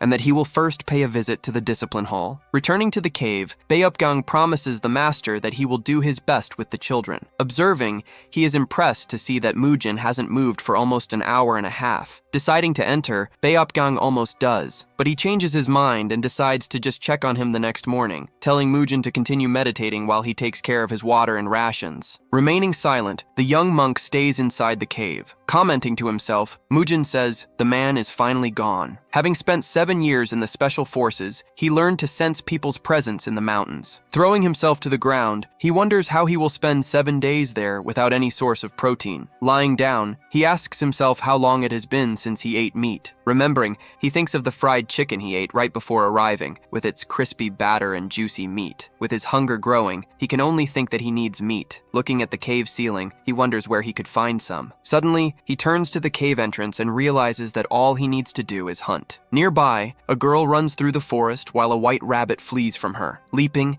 the animal heads towards a rope trap while the young girl watches hidden. Hidden in the vegetation, the girl observes the scene. Suddenly appearing, Mujin catches the rabbit in midair, announcing, "I got protein." He then celebrates the meat he just secured. Hidden in the vegetation, the girl observes the scene in silence. Meanwhile, in Yichuan Prefecture, located a short distance from Shaolin Temple, other events unfold. In the city, a group of Shaolin disciples works to gather information. Asking for help from local residents, they seek to understand the situation. And thus, they discover what had been happening in the area. Sometime later, they arrive at the gates of the SEO Merchant Protectors of Commerce and are invited inside. Leading the group, Hyegol, Shaolin's head of external affairs, walks in front. Introducing himself in a hurry, a man greets them and invites them in. Identifying himself, he says, "I am Munpyeong Seo, head of the organization and Mutai's father." Declaring respect, he states, "It is an honor to meet the Grand Master of the Five Unmatched Fists." Behind the monks, Mutai cringes and trembles. Questioning harshly, Munpyeong Seo asks why his son is in that condition and demands an explanation. Addressing Munpyeong Seo, leader of the SAO Merchant Protectors, Hyegol takes the floor. He states that Mutai is in that condition because of his own wickedness, as he intimidated a colleague instead of cultivating his mind and body. Reacting with indignation, Munpyeong Seo tries to respond, but the monk continues, saying that investigations have revealed even more, and they discovered that the Merchant Protectors are nothing but bandits who extort money from the community. Declaring disbelief, Hyegol says he cannot believe that a clan from the Shaolin sect is involved in such wickedness. He orders his disciples to close the place and remove those men's powers. Commanding in response, Munpyeong Seo orders his subordinates to stop the monks immediately. Advancing, he attacks the man with a sequence of blows. He finishes with a direct punch to the opponent's chest. Rising above the fallen men, the monk observes that they are now without their powers. Demanding reparation, he orders them to return the wealth stolen from the people. Facing each other, the defeated men realize the situation is a disaster and they don't know what to do. Approaching a group of people, Hyegol asks if Gaeon Bang is present. Stepping forward, an older man identifies himself as Gaeon Bang and asks how he can help. Recognizing him, he exclaims, "You are from the temple." Apologizing humbly, Hyegol reveals that the child victimized by Mutai was his son, Mugyeong. Questioning with a heavy voice, the man asks, "Was my son suffering from bullying?" Stating firmly, he says, "No apology will make up for what happened." Far from there, in the forest, Mujin stops and reflects on something. Finding a poorly made trap on the ground, he wonders who built it. Noticing more closely, he sees that the trap looks like a poor version of the one he made the day before. Questioning himself, he wonders if someone is trying to copy him and if there is anyone else in those mountains. Suddenly, the young monk hears a sound coming from the bushes and turns around. Facing each other through the vegetation, the two stand still for an instant. Suddenly getting up, the girl runs away, but Mujin shouts, "I saw you!" Running desperately, she asks for him to wait. As she flees, she wonders if she managed to shake him off. Reaching out, Mujin finally catches her. Falling together, the two roll into the vegetation. Realizing the situation, he notices he has fallen on top of a girl. Apologizing, she says, "It wasn't my intention." Getting up, Mujin also apologizes. Later, the girl eats a piece of roasted meat, and he comments that she must have been hungry, since she was also trying to catch the rabbit to eat. Sitting by the fire, she asks, "Can monks eat meat?" Responding vaguely, Mujin says, "It depends. Don't worry about it." Then he asks how she ended up in the mountains, since those are Shaolin temple lands. Looking down, she remains silent. A memory shows her begging her father not to leave her. In another memory, she questions, "Why does everyone hate me? Is it my fault for existing?" Realizing the sensitivity of the subject, Mujin decides to change the topic. Asking for a favor, he requests that she keep it a secret that he went out hunting and ate rabbits. Questioning, the girl asks, "Is it because monks shouldn't eat meat?" But he just says he has his reasons. In return, he offers to help her get back home, leaving her surprised. Explaining, he says that a shirtless monk, but with some influence, will pass by soon and she can ask him for help. Asking, the girl wants to know, "How do you know the man is coming?" Mujin replies, "I can simply feel it." Guiding her, he says that all she needs to do is wait in front of the cave while Beopgang approaches. Approaching the man, the girl asks for help. He is startled to see her and asks, "What is an outsider doing here?" She explains that she got separated from her group. Agreeing, Beopgang says, "I will help you get back home." Suddenly, the man stares at her with a serious expression. Pointing to the cave, he asks, "Did you happen to see a little boy around here?" Inside the cave, Mujin feels a shiver. Understanding the request for secrecy, the girl replies, "I'm afraid to approach the cave and I haven't seen anything go in or out." Concluding, Beopgang decides that Mujin must be meditating and resolves to return that day. Inviting her, he asks her to accompany him as they can go down the mountain together to take her home, and she thanks him. Asking as they walk, he wants to know her name. The girl replies, "My name is Seolhwa Ryu." Inside the cave, Mujin's ear twitches with attention. Confirming, the young monk realizes that the man is finally gone. Lying on the ground, he comments, "I'm tired. I forgot the little girl's name." Concluding, he decides that, in the end, her name doesn't matter. Elsewhere, Mugyeong greets Beopgang and asks if he needed anything. Responding, the man says, "I need to tell you something that involves your father." Beopgang told Mugyeong that the CO Trade Merchant Protectors, managed by his tormentor's father, had been shut down. He also informed him that the Shaolin had found another position for his father elsewhere. He then advised the boy not to worry about the outside world anymore and to strive to become a true disciple. With determination, Mugyeong stared at the older man. Then the young monk promised he would do his best, and he swore to do whatever it took to become a true disciple. On the fourth day, Mujin's Special Forces survival training helped him hunt for food. He recalled cooking for the young girl over a campfire, a carelessness that could have easily exposed him. After that day, he began doing everything in another nearby cave to leave no traces. He always made sure to clean everything after he finished. To avoid leaving any traces, he would roast animals wrapped in a covered clay pit before eating them. That was his first meat meal since arriving at the temple, and it provided him with plenty of protein. Mujin wakes before the morning bell and assumes the lotus position to meditate facing the wall. But he did this because he felt a presence approaching the cave. Beopgang arrives at the cave and is impressed to see Mujin already awake and meditating. He enters, wondering if the boy stayed awake all night to repent. He then places a bamboo container and a pouch of rations on the ground, and he marvels that Mujin didn't break his meditation even with his presence. Beopgang leaves the water and food on the ground beside him. Only when the man walks away does Mujin look to confirm he is alone. He picks up the rations, thinking they are going too far by expecting children to live on that for a week. All they give him is water and meditation rations once a day. But he gets the rest of the nutrients he needs by hunting, and he has already gotten used to the routine. The sixth day dawns in the forest, and inside the cave, he does what exercises he can to warm up, as the rule is to use protein and energy immediately. As he continued moving, he noticed something important. During the exercise, his breathing resembled the inhale and exhale technique. To test it, he began combining void training with gymnastics techniques to create his own method. Mujin could feel the results of the training in his body,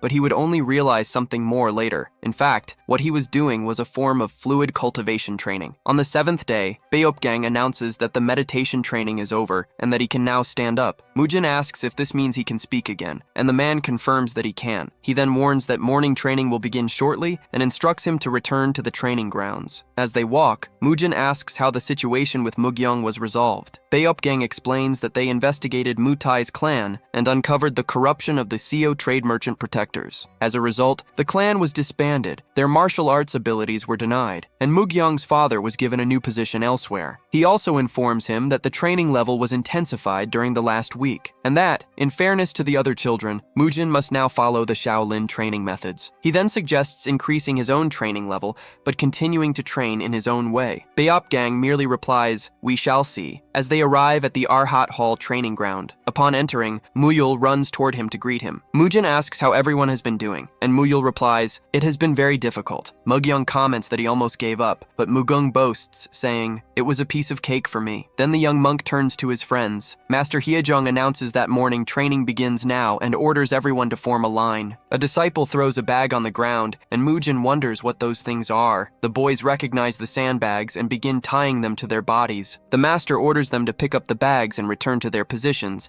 making Mujin wonder if this was how they made the training harder. Aside from Mujin's return, this was the same morning training as always. With the traditional training even harder, the children were drenched in sweat. So Mujin used the sandbags as dumbbells to continue his personal training. The sandbags are unbalanced and the grip isn't the best, but he doesn't intend to be a bodybuilder, so it was perfect for him. Two disciples observe that Mujin is acting as if nothing has changed, doing everything his own way. Beopgang walks towards Mujin, and the other boys believe he will finally put him in his place. Approaching, Beopgang reminds the boy that the training has become harder. He notices that Mujin is pushing himself much harder than everyone else. Then he feels a heavy energy emanating from the young monk, and Beopgang recognizes it as fluid cultivation. Fluid cultivation only becomes possible when one gets used to gathering qi, a method of accumulating energy in motion. Techniques that use qi gathered with this method allow one to escape normal physical limits to perform superhuman feats, such as destroying a rock. It also becomes possible to fly through the skies, move at high speed, and utilize many other techniques. Something catches their attention. Mujin comments that he was already tired of bodyweight exercises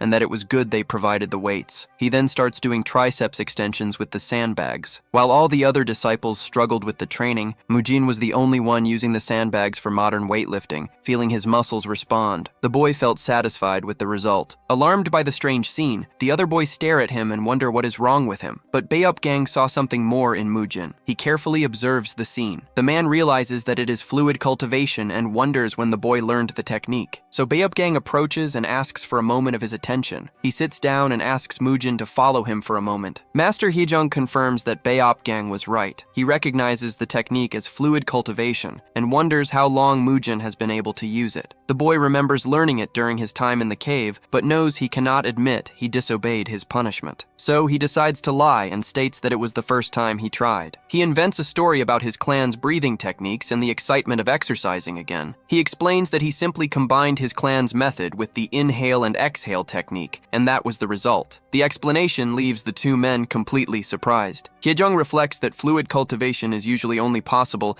after advancements in void training. Beopgang adds that, although void training can be mastered in a few years, few disciples have managed to perform fluid cultivation. That is why, after a solid foundation in the path of the void, disciples learn the next technique in mental training. Instead of dedicating 12 hours a day trying to learn fluid cultivation, they could spend a fraction of that time learning multiple other mental techniques to control qi. But if someone learned the path of the void and fluid cultivation in a matter of days like Mujin, they would gather inner qi at an extraordinary pace. Then Hyejung wonders how quickly the boy will master more advanced mental techniques if he learned fluid cultivation so easily. The master composes himself and prepares to ask Mujin a question. Hyejung asks, "Does that mean you can use fluid cultivation whenever you want?" Mujin replies, "I can only do it when I use my clan's training techniques." Then the young monk asks if he can go back to training, and Hyejung allows it. He runs back to the training courtyard. The masters comment that they got excited for nothing. Mujin turns to Mugyong and asks if they should continue. He then approaches and asks the others if they are practicing the four-limb extension technique, and Muyul confirms that they are. Muyul explains that the other two seemed interested, so he taught them. Mugyong comments that Muyul is a good teacher and that he feels better after practicing, although it still hurts. Mujin remembers teaching Muyul how to stretch and is surprised by how quickly he learned. He had not paid much attention to Muyul as he is not mentioned in Gyeongga's books, but he realizes that his technique is peculiar. The technique is skilled yet simple, and he wonders if that's why he never became a master, as he probably doesn't even know the meridians. Mujin turns to Mugyong, deciding he will find that out later. He then turns to the boy and asks about him. Mujin asks if Muyul has been teaching him and says he wants to see what he has learned. Mugyong struggles to count the exercise movements while being encouraged. They follow the military calisthenics routine, and one of them asks, "Is it normal to feel so much pain on the side of my body?" Mujin corrects the other's posture, telling Mugung not to clench his fists and Mugyong to stretch his arm. He then announces that the next exercise will be breathing. The boys line up and follow the count for the breathing exercise. Mugung comments, "This one is easy, and everyone is doing well." He then observes Muyul, reflecting on the time the boy spent with Mujin. He demonstrates impressive flexibility, surprising the other monks with his skill. Mujin reflects on Muyul, the boy who took him out of the running to become a true disciple. He observes Muyul, skilled but simple-minded. He then remembers Mugyong, who beat up Mutai. Mugung concludes that, although everyone might be impressive, he will strive to keep up with them. With ease, Mujin lifts the new sandbags during his morning training. In his free time, he has been practicing cultivating his inner energy. He also leads other monks in stretching exercises, requiring them to keep their backs straight. Two monks comment among themselves, with one asking if the other noticed something about Mujin. One questions if the boy's shoulders don't look wider, but his companion can't tell. They wonder if this is a result of the strange exercises he does, and then the 10th day arrives. Master Hyejung announces to the novices that it's time to move on to inner energy training. He then calls a disciple to step forward and demonstrate the exercise. He begins to explain the first form, detailing how the inner force must be drawn from the chi center. He then instructs that the energy must be divided and sent towards the shoulders and collarbone. Concentrating, Mujin gathers the energy in his chi center and then raises it. He remembers the instruction to divide it in a 7:3 ratio. The boy assumes the final stance of the chain link fist technique, and with a quick movement, he performs the first form. Mujin questions the sensation in his hand, feeling the inner strength fortify every part of his body. He understands that the reason for not sending all the energy to one side is to maintain balance. Then he realizes it makes sense to distribute the energy to other parts of the body. Master Hyong explains that to use the technique correctly, one must also distribute chi to the lower body, and Mujin confirms he was right. But if that's the case, a new idea emerges in his mind. The energy should not only be divided into the arms, but also the legs, which requires full body control. Observing his own arm, the technique proves to be much more complicated than it seemed. He then questions how much training would be needed to use all of this in real combat. For now, he observes the other monks trying to practice. Muyul moves clumsily and asks if he's doing it the right way. Mujin approaches and asks his friend to wait a moment. He asks what Muyul is doing, and the boy replies that he couldn't remember the order. The young monk describes the wrong order of the meridians, but is corrected about the proper sequence. He makes a mistake again about the direction of the energy, and Mujin corrects him, reminding him that he is right-handed. Finally, Muyul remembers what was said, while Mujin observes him in silence. He tells the boy not to worry about the names of the meridians, and just to bring the inner force to a point in his belly. After that, Mujin instructs him to move the energy to another point, and then to his shoulder. Muyul manages to perform the movement, and celebrates that it's much easier that way. Mujin advises him to ask if he gets confused again, as he feels he might forget. Immediately, the young monk moves clumsily, and already asks where the energy should go. Then Mujin realizes his friend has the memory of a goldfish. Master Hyejong and the second-generation disciples taught a different fundamental form each day. After that, they continued working with each child according to their individual needs. And this training continued for 70 days until the present moment. One by one, all the young monks, including Mujin, mastered the 10 fundamental forms of the chain link fist. Mugung warns one of the boys, who is doing push-ups, that 20 seconds have already passed. The boy gets up from the floor. Mujin turns and asks if they should do some squats. During the morning training, Beopgang watches everyone putting in effort. Suddenly, he questions who is breathing so loudly. His gaze turns to a small group of monks doing squats with sandbags. He is then surprised to see the number of sandbags Mujin is lifting. The boy's strength and muscles are remarkable for his age. His physical capability is far beyond that of the other novices. Beopgang reflects that the boy achieved all of this in just 2 months, questioning if he had been right all along. He remembers when Mujin advised him about the exercises and his own training. Sitting alone, he questions if the Shaolin training methods are wrong. Master Hyunsung approaches and asks why he is still there as the training is over. Standing up to greet him, Beopgang notices that something seems to be bothering him. Then, Hyunsung advises him to share his burdens, so they become lighter. He asks again what is bothering him so much, and Beopgang replies that his concern has to do with Mujin and says he doesn't understand him. Beopgang informs Mujin that Master Hyunsung would like to speak with him. Other monks react, with one asking what the boy did this time and telling him to apologize. Then Beopgang hurries him, saying the master is waiting, and Mujin follows him. Already inside a room, Mujin wonders if he did something he wasn't aware of. He then questions what Hyunsung, the master of Arhat Hall, could want with him. Hyunsung reflects on Mujin's drastic improvement in such a short time. He could feel the boy's temperament and potential, but Beopgang's concern left him intrigued. Then the master orders Beopgang to summon Mujin. Hyunsung explains that this is not something that can be resolved just between the two of them. It would be better to meet Mujin personally and discuss the matter directly with him. Mujin presents himself before the master, who is sitting at the table. Looking at the man, he questions what is happening. Mujin wonders why he was called only to be stared at in silence when he should be training. He feels that it's not just the way the master looks at him, but that he is being measured from head to toe. The boy feels that every aspect of him is being judged. Then he flexes his muscles and states, "I am not yet in my best shape for a competition." Hyunsung asks what he is doing, and Mujin replies, "I was just posing a bit." The master comments that it has been a while since they talked, and the boy agrees that they haven't spoken since the incident. Mujin remembers the fight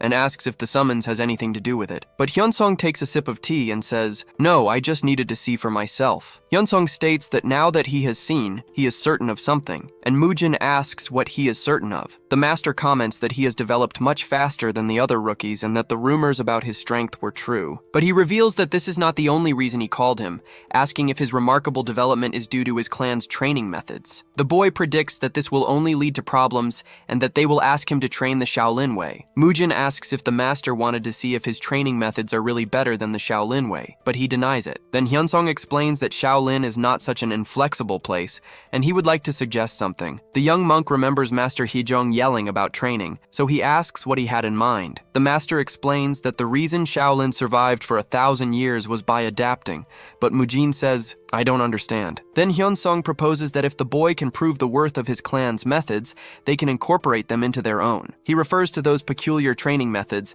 leaving Mujin surprised. The boy wonders what this means and if they will truly accept his training methods. As master of the Arhat Hall, Hyunsong was a monk in pursuit of enlightenment, willing to make difficult decisions for the development of Shaolin. Introducing Mujin's training methods was a risk, and it would be better to test them first with the young disciples of the Arhat Hall. If something went wrong, he would be punished, but he decided it was worth the risk to continue developing Shaolin's rich history. After all, if the training method was truly effective, it could very well strengthen the temple's foundation. Mujin refuses and asks, "Why should it be me?" Master Hyunsong stares at him sternly. Then he shouts back asking, "Who else could it be?" The boy argues that there are over 70 rookies and he has his own training to do. Furthermore, he comments that the other disciples treat him like a freak and wouldn't accept his instructions. In fact, it would be good if he trained the rookie disciples, as he is now part of Shaolin, but he didn't want to have to use those brats. Mujin then says that if they really want to test his methods, he has some conditions. Later, the young monks sleep soundly in their rooms, and suddenly the boys are woken with a shout, "Get up!" They rush out of the room, and one of them asks if it's already time for morning training, as the bell hasn't rung yet. A voice orders them to run to the training grounds, saying, "You didn't come to Shaolin to sleep." The monks stand outside, not understanding what is happening. Then they see Mujin standing in the courtyard with Master Hejong and Beopgang. The master explains that the reason for waking them earlier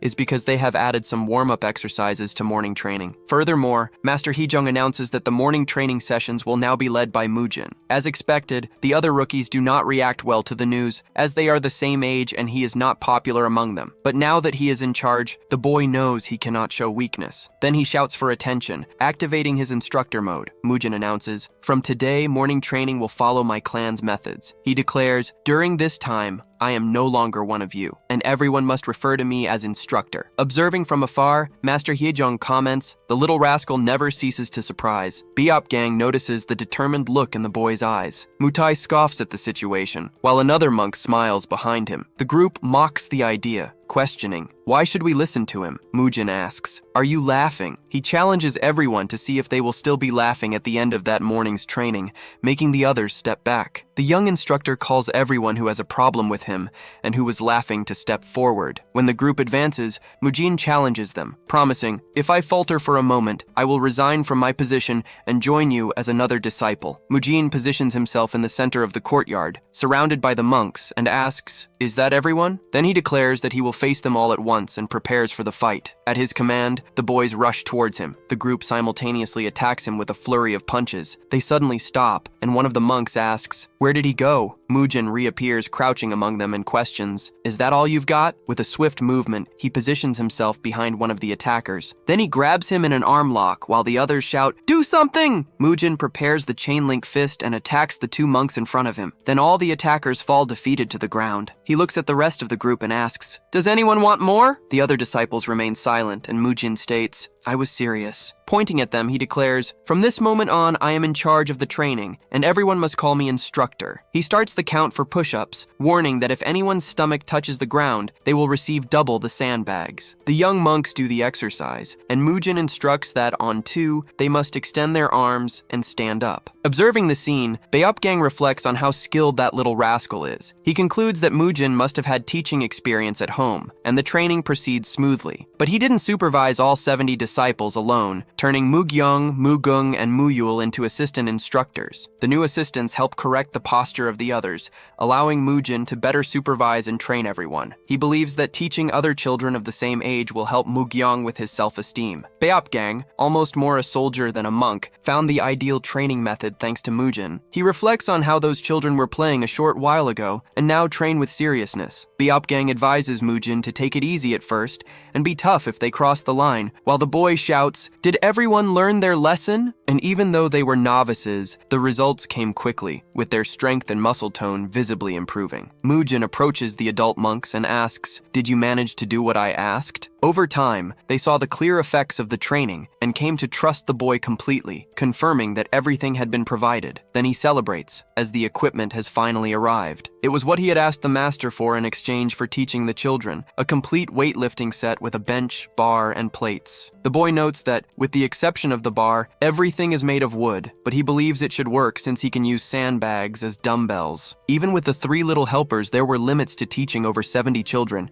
and this was starting to affect his personal training. So all that equipment was made at his personal request. Mujin gets excited at the idea of being able to do the 3 big lifts in Shaolin and guarantees that this will make the children stronger. Through constant training, he reached a new level. In fact, several new levels. The bar and plates weighed almost 90 kilograms, and at just 13 years old, Mujin was already growing fast. Then he starts doing a set of squats with the bar on his back. Mujin flexes his arm, calculating that his total in the 3 big lifts should be 230 kilograms. He flexes his muscles, believing he could probably reach 300 kilograms for a 1-rep max. And that's how things happened. The seasons changed from autumn to snow, and from snow to the explosion of green in spring. 20 of the novices left Shaolin Temple. Those were the ones who couldn't master martial arts within the year. Master Hyejong informs Hyunsung that almost 50 children remained, almost triple the last time. Hyunsung laughs and says, "It's all thanks to Mujin." The master becomes one of his biggest supporters and asks, "Can we get more equipment for the Arhat Hall?" Having seen the clear benefits of Mujin's training methods, he wanted to obtain as much equipment as possible. But no matter how big the Shaolin Temple was, there was a limit to what was possible within the budget. So Hyunsung reflects that after 50 years seeking enlightenment, the admission test can't come soon enough. That was the last test the novices faced to be selected as disciples. If the test proved the effectiveness of the training methods,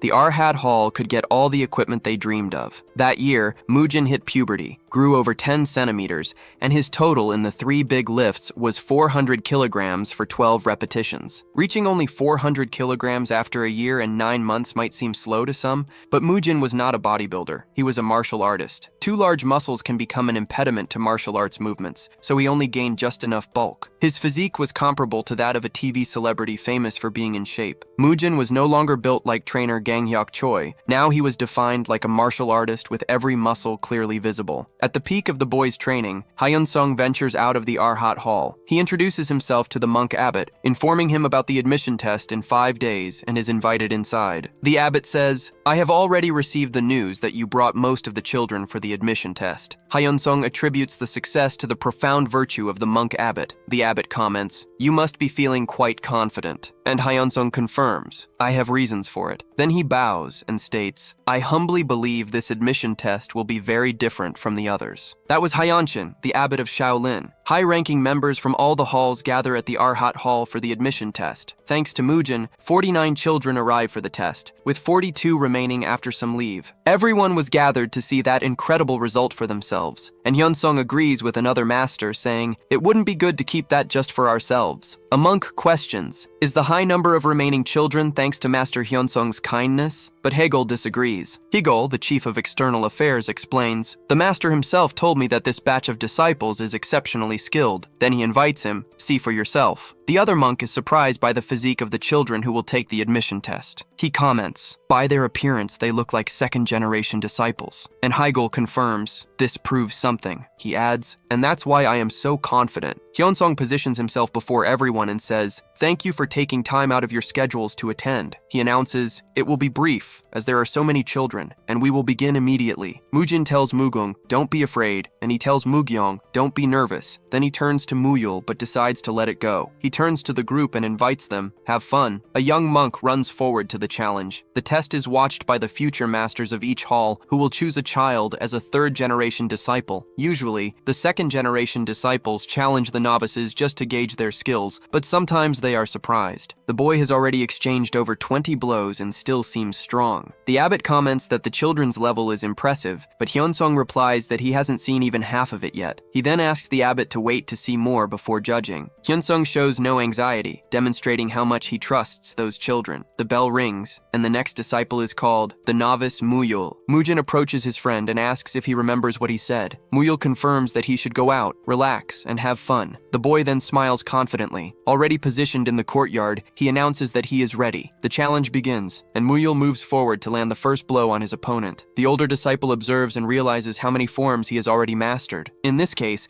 he prepares for the next phase of the fight. The older disciple decides to test Muyul's ability to adjust and apply martial arts techniques, and the boy advances upon seeing an opening. With a quick spin, the senior disciple tries to counterattack, but Muyul dodges and launches his own strike. The monk blocks the attack and wonders how a novice disciple can be so fast. In any case, he prepares a punch and advances, certain that he has him, but the boy nimbly dodges under the blow. The masters watching from the veranda react in surprise. One of them comments that the boy's movement is incredible, almost like an animal instinct, and that he is capable of reacting to these instincts with incredible flexibility and form. Then Hyegel tells his disciple, Beophion, to look closely. He declares that this child will be the next disciple under his tutelage, as he could easily master all 5 Shaolin fists. The challenge ends, and Mujin reflects that Muyul's incredible flexibility is an impressive skill. He remembers how he made Muyul practice transitioning from one form to another without worrying about the flow. As a result, all movements and the flow of inner strength were programmed into muscle memory. The abbot asks Hyunsong how he managed to train the children to this level,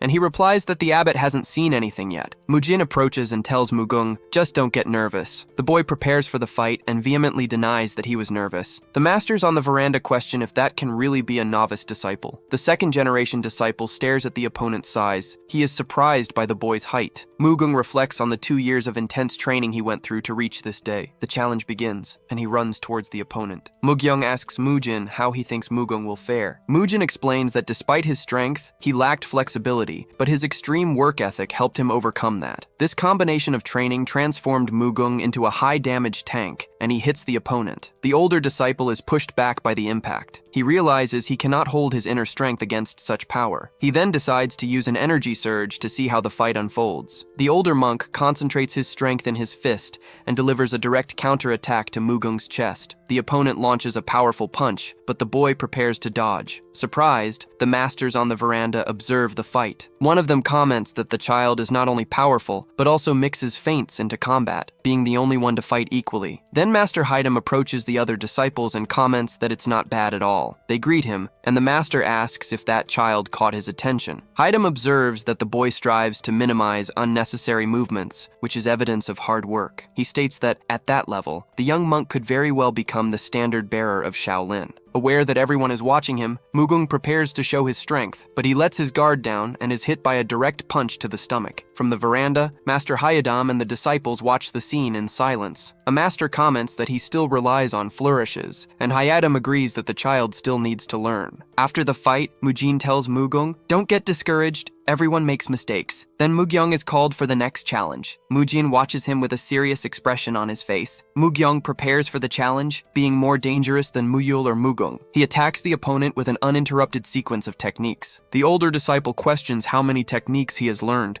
as if there was nothing he didn't know. Mujin watches the fight carefully, hoping his friend continues this way. Aside from a small mistake at the beginning, the fight is going well, but a problem begins to arise. As the challenge extended, Mugyong began to get carried away by the emotion of combat. One of the masters declares that the challenge is complete, but the boy ignores the call and continues to attack the opponent. He clenches his fist and wonders about that new feeling of joy. He then completely surrenders to the pleasure of the fight. Mujin recognizes his friend's berserker rage state, and as a murderous intent overtakes him, Mujin yells for him to snap out of it. Sitting on a rooftop, a man drinks from a gourd and comments that the noise made him think the abbot was throwing a party, but he supposes it's the admission test. He observes an agile monk dodging a larger opponent and comments that the big guy would be perfect for Hidam. Then his attention turns to another monk who blocks a blow with a smile, and he expresses interest. The observer on the rooftop gets excited and declares that that monk is perfect. Decided, he leaps from the rooftop towards the courtyard,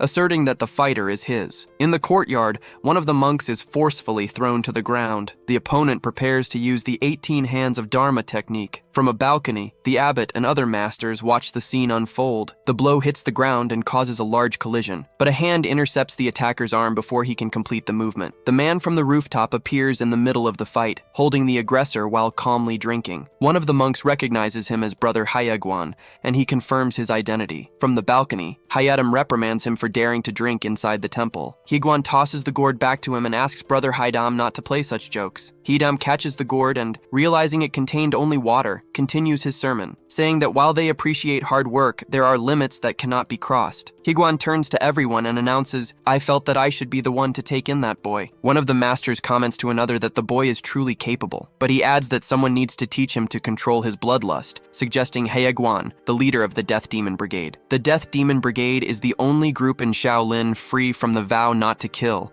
dedicated to protecting the populace from evil forces. The abbot agrees that it might be best, as under Hyegwan's tutelage, the young man could learn to control his impulses. Hyegwan approaches Mugyong and, patting him on the head, says, "It looks like you're one of us now." The young monk reacts to the touch. Hyegwan is amused by the reaction and comments, "I've finally found a disciple wilder than me." After choosing Mugyong as his disciple, he simply jumps back over the wall, losing interest in the rest of the test. The situation leaves everyone confused for a moment, but soon the tension calms and the tests continue. The second-generation disciple who is testing everyone wonders who the hell he will face next. Then the novice Mujin is called to present himself. Mugung analyzes the new opponent and notes that, although he doesn't seem special, he also possesses the physique of a brute force fighter. On the balcony, one of the masters tells the abbot that if he had to choose the best disciple, he would select that boy without hesitation. The abbot asks the reason for the choice, and the master explains that Mugyong could one day master all of Shaolin's techniques, but he states that Mujin is the child who could take Shaolin to the next level as the young man prepares for combat. In a flashback, Beopgang finds Mujin meditating and calls out to him. The boy explains that he was having difficulties with some techniques, so he decided to meditate for a bit, but Beopgang questions him about the techniques he had already mastered. Mujin clarifies that he was trying to solve a problem with cultivation, and the master asks if he had achieved a breakthrough on the path of emptiness. He responds, "Not yet, because I've been having trouble controlling my ki on certain occasions." Beopgang asks when this happens. The young monk reveals that it occurs when he is sleeping or when he is not breathing. Beopgang gets confused and asks, "How can that be a problem?" Mujin explains that there are several moments when one stops breathing, such as when eating or drinking, and the master understands that the concern is about how to gather chi during those times. With his arms crossed, Beopgang concludes, "Geniuses are strange. I had never thought of something like that." Then an idea sparks in his mind. He turns and asks Mujin, "Have you ever heard of the iron shirt technique?" The boy describes it as a third-rate technique used by bandits. Beopgang explains that, originally, the iron shirt was a famous foundational Shaolin technique for hardening the body, but it eventually fell out of use. He says that the technique was not useful against elite masters, as it couldn't stop their sword or fist techniques. Beopgang explains that the world believes the iron shirt technique serves to harden the skin, but that is only half the truth. The true technique, he reveals, consists of absorbing chi through the skin. Mujin reacts to the revelation, and the master says that the known version came from a disciple who had not fully mastered it. Then the young man realizes that if he masters the technique, he will be able to absorb chi at any time, even while eating or sleeping. He imagines that if he trains fluid cultivation on top of that, the effect would be multiplied. After concluding that the secret is to absorb chi and that skin hardening is a secondary effect, he starts to consider it useless, but he pauses for a moment, reconsidering. The young man has the idea of combining Shaolin's foundational technique with the modern gymnastics knowledge he had learned. With a clenched fist, he realizes that perhaps he had found a good use for it after all. To become a third-generation disciple, one needed to master 3 martial arts techniques, and Mujin had already mastered each of them up to the 10th level, but since he learned much faster than others, he quickly ran out of things to learn. He had managed to go far by filling the gaps with gymnastics knowledge, but he would need to create his own style for the future. Beopgang observes his disciple and believes that if anyone can find a way, that person is Mujin. Back to the conversation, Mujin enthusiastically asks the master to teach him the iron shirt technique. In the present, Muyul observes Mujin in the testing courtyard and asks Mugung, "What is he doing now?" Mugung replies that he has always been like this, and Muyul agrees that this is not abnormal for him. The young monk strikes himself to understand the sensation of impact and get used to the iron shirt technique. Then he concentrates to figure out how to make the absorbed ki work in his favor. The opponent is surprised by the amount of ki coming from a novice. He combines the ki from cultivation and uses it in his own way. Mujin announces, "It's time to show my new martial arts collaboration." Reflecting, the abbot thinks the phrase, "taking Shaolin to the next level," is usually reserved for talking about someone else. In the distance, a master and his disciple announce that they have finally arrived at the Arhat Hall. Apologizing for wanting to see that particular test, the master hears Beopgian respond, "It was nothing." Continuing, he says that that carrying him made the walk longer, but he only saw it as a more extended stroll. Calling them to approach, the elder is warned by Byopjeon that he won't be able to see much from that distance. Commenting that he is too inexperienced to judge a disciple, his master states that it's better for Byopjeon to watch for them and decide. From the crowd, they watch as Mujin is called to step forward. Impressed by the young man's perfect form, the old master wonders if that could be fluid cultivation. Mugung prepares for combat. With the start of the fight, Mujin rapidly advances towards his opponent. Mugung is surprised by the explosive speed and questions. What techniques does that child know? Mujin combines the 9 palace steps technique with the Guan Yin palm. Mugung sees the heart center fist coming his way. Preparing himself,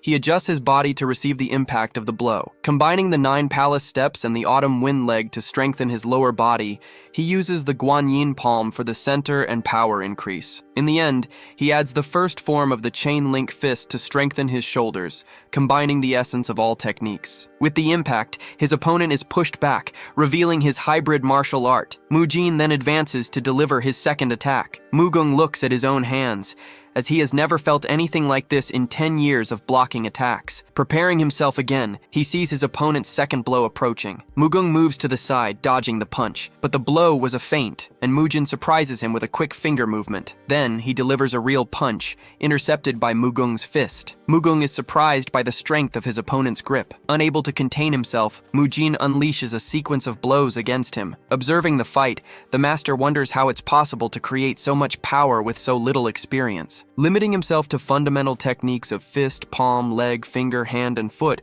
his attacks remain simple. Even using basic upper and lower body techniques, he is overpowering his opponent. Then, the master realizes that instead of advancing to the next ability, there was a combination of basic techniques into new ones. Declaring that the boy is on the path to becoming a grand master, he questions if he is treading the same path as him. Turning to his disciple, he calls him by name, Byopjeon. Asking for help, he requests that they take him to the center of the training field. Smiling, Mujin feels excited to finally be in the Morum. Recalling almost 2 years of training, he remembers that he could never show his true strength. Now he can finally test his full strength without worrying about the opponent in a true challenge. Feeling the tension of facing someone strong, he also experiences the joy of putting everything he learned to the test. With his senses sharpened, the world seems to slow down around him. But he notices the opponent retreating and questions, why is he moving away? Confused, Mujin turns around, trying to understand what is happening. Then, he notices the crowd parting like the Red Sea for Byopjeon, who walks carrying the master. From the balcony, the abbot and Haidam react upon seeing the newcomer. Leaping towards the courtyard, they greet Master Hyong Wang, calling it an honor. Bowing in respect, all the disciples leave Mujin confused about who that man could be. Approaching, the abbot hears Master Hyong Wang apologize for interrupting the test, but responds that he certainly has his reasons. Explaining himself, Master Hyong Wang says that he approached to ask the child a question, leaving Mujin confused. Next, he asks the young man to remove his clothes. Although not entirely satisfied with his own physique, Mujin takes off his clothes, as he has nothing to be ashamed of. Commenting, the crowd talks about his physique, considered ideal for a martial artist. Then, the master asks if there was specific body training for the 6 fundamental Shaolin forms used. Surprised, Mujin wonders, how could he know? Considering the vast amount of Shaolin techniques, he questions why Mujin chose that method instead of learning others. Explaining himself, the young man says that because he wasn't very smart, he found the techniques that worked best for him and combined them. After all, he isn't the original Mujin from the story. Lacking confidence that he could learn advanced techniques with the same ease as Mugyeong, he made his choice. He developed the hybrid technique, combining the basic forms into an effective method. Only needing to learn to move ki around his body in the right proportions, he focused on that. And to withstand the amplified ki's power, he made his body strong enough to endure it. Observing, the master comments that there was mastery of the autumn wind step and the use of extreme discipline to contain overwhelming power. Concluding, he states that, in essence, the young man created his own martial art, leaving Mujin astonished. Communicating to the abbot his desire to place Mujin as Byopjeon's disciple, Master Hyong Wang hears the question about taking him as a third-generation disciple. Later that night, Mujin finds himself completely confused by the recent events. Already in the master's hall of Arhat Hall, Mugung questions, What is so special about that guy? Reflecting, he thinks that the master didn't seem to be in good shape, much less like a regular Shaolin practitioner. He also doesn't recall hearing that name in the Gyeongga universe when the abbot enters the room. Then, Mugung asks the abbot if he knows Master Hyong Wang, but the temple leader states that he does not. In another location, the abbot tells Mujin that he called him to ask some questions and tell him things he needs to know. Then, he reveals that these things are about the venerable Hyong Wang, his new master. Beginning his account, the abbot says that at one point, he was considered the greatest warrior in the entire world. Recalling the past, he states that when his generation was only second disciples, Master Hyong Wang had already achieved something remarkable at just 32 years old. At that time, he was on the verge of surpassing the previous generation's level, and the entire temple predicted he would become the greatest in the world within 10 years. So, Mujin asks how someone like that ended up in their current state. Revealing the reason, the abbot says it all happened because of the demonic cult's attack. Reacting to the mention of the demonic cult, the young man shows surprise. Confirming, the abbot recounts that amidst the peaceful period as a second disciple, the cult attacked them. Sworn to protect all life, the Shaolin monks went to war to stop them, but terrible things can happen on the battlefield. Deemed too precious for Shaolin's next generation,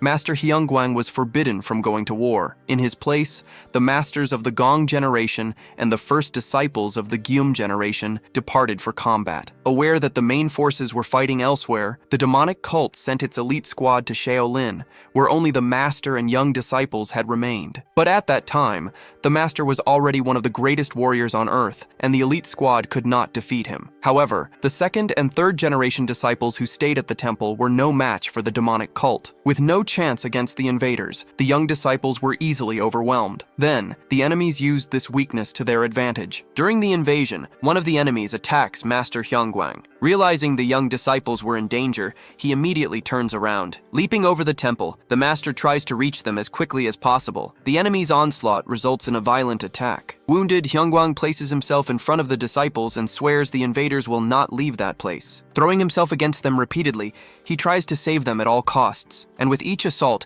he receives more and more fatal injuries. Lamenting, the abbot says that if they had simply died and the master had been spared, everything would be different. Then Mujin asks if these injuries are the cause of the master's current state, and the abbot confirms that they are. Then, the young man deduces that all he needs is treatment and offers to help. Surprised, the abbot questions if he truly believes he can cure him. Intervening, another master says that even the great elixir failed and asks what makes him think he could succeed. Clarifying, Mujin says that it would be impossible to fully restore the master's inner strength or his physical recovery to what it once was, but he believes that, at the very least, he could make him walk again. Mentioning the matter, Master Hyunsung comments that Mujin might have heard from the director about Brother Beopgang's knee problems. So the abbot asks if the methods used on Beopgang would work on the master, while Hyunsung confirms with a nod. The healing process for Beopgang's knees was shown, in addition to the training method that raised the disciples' level. Questioning, the abbot asks if all of that is true, and the master replies that that day's admission test proved it. Inquiring further, he asks if that training method could heal the master's body, but Mujin states that his methods alone will not be enough. Beginning to explain,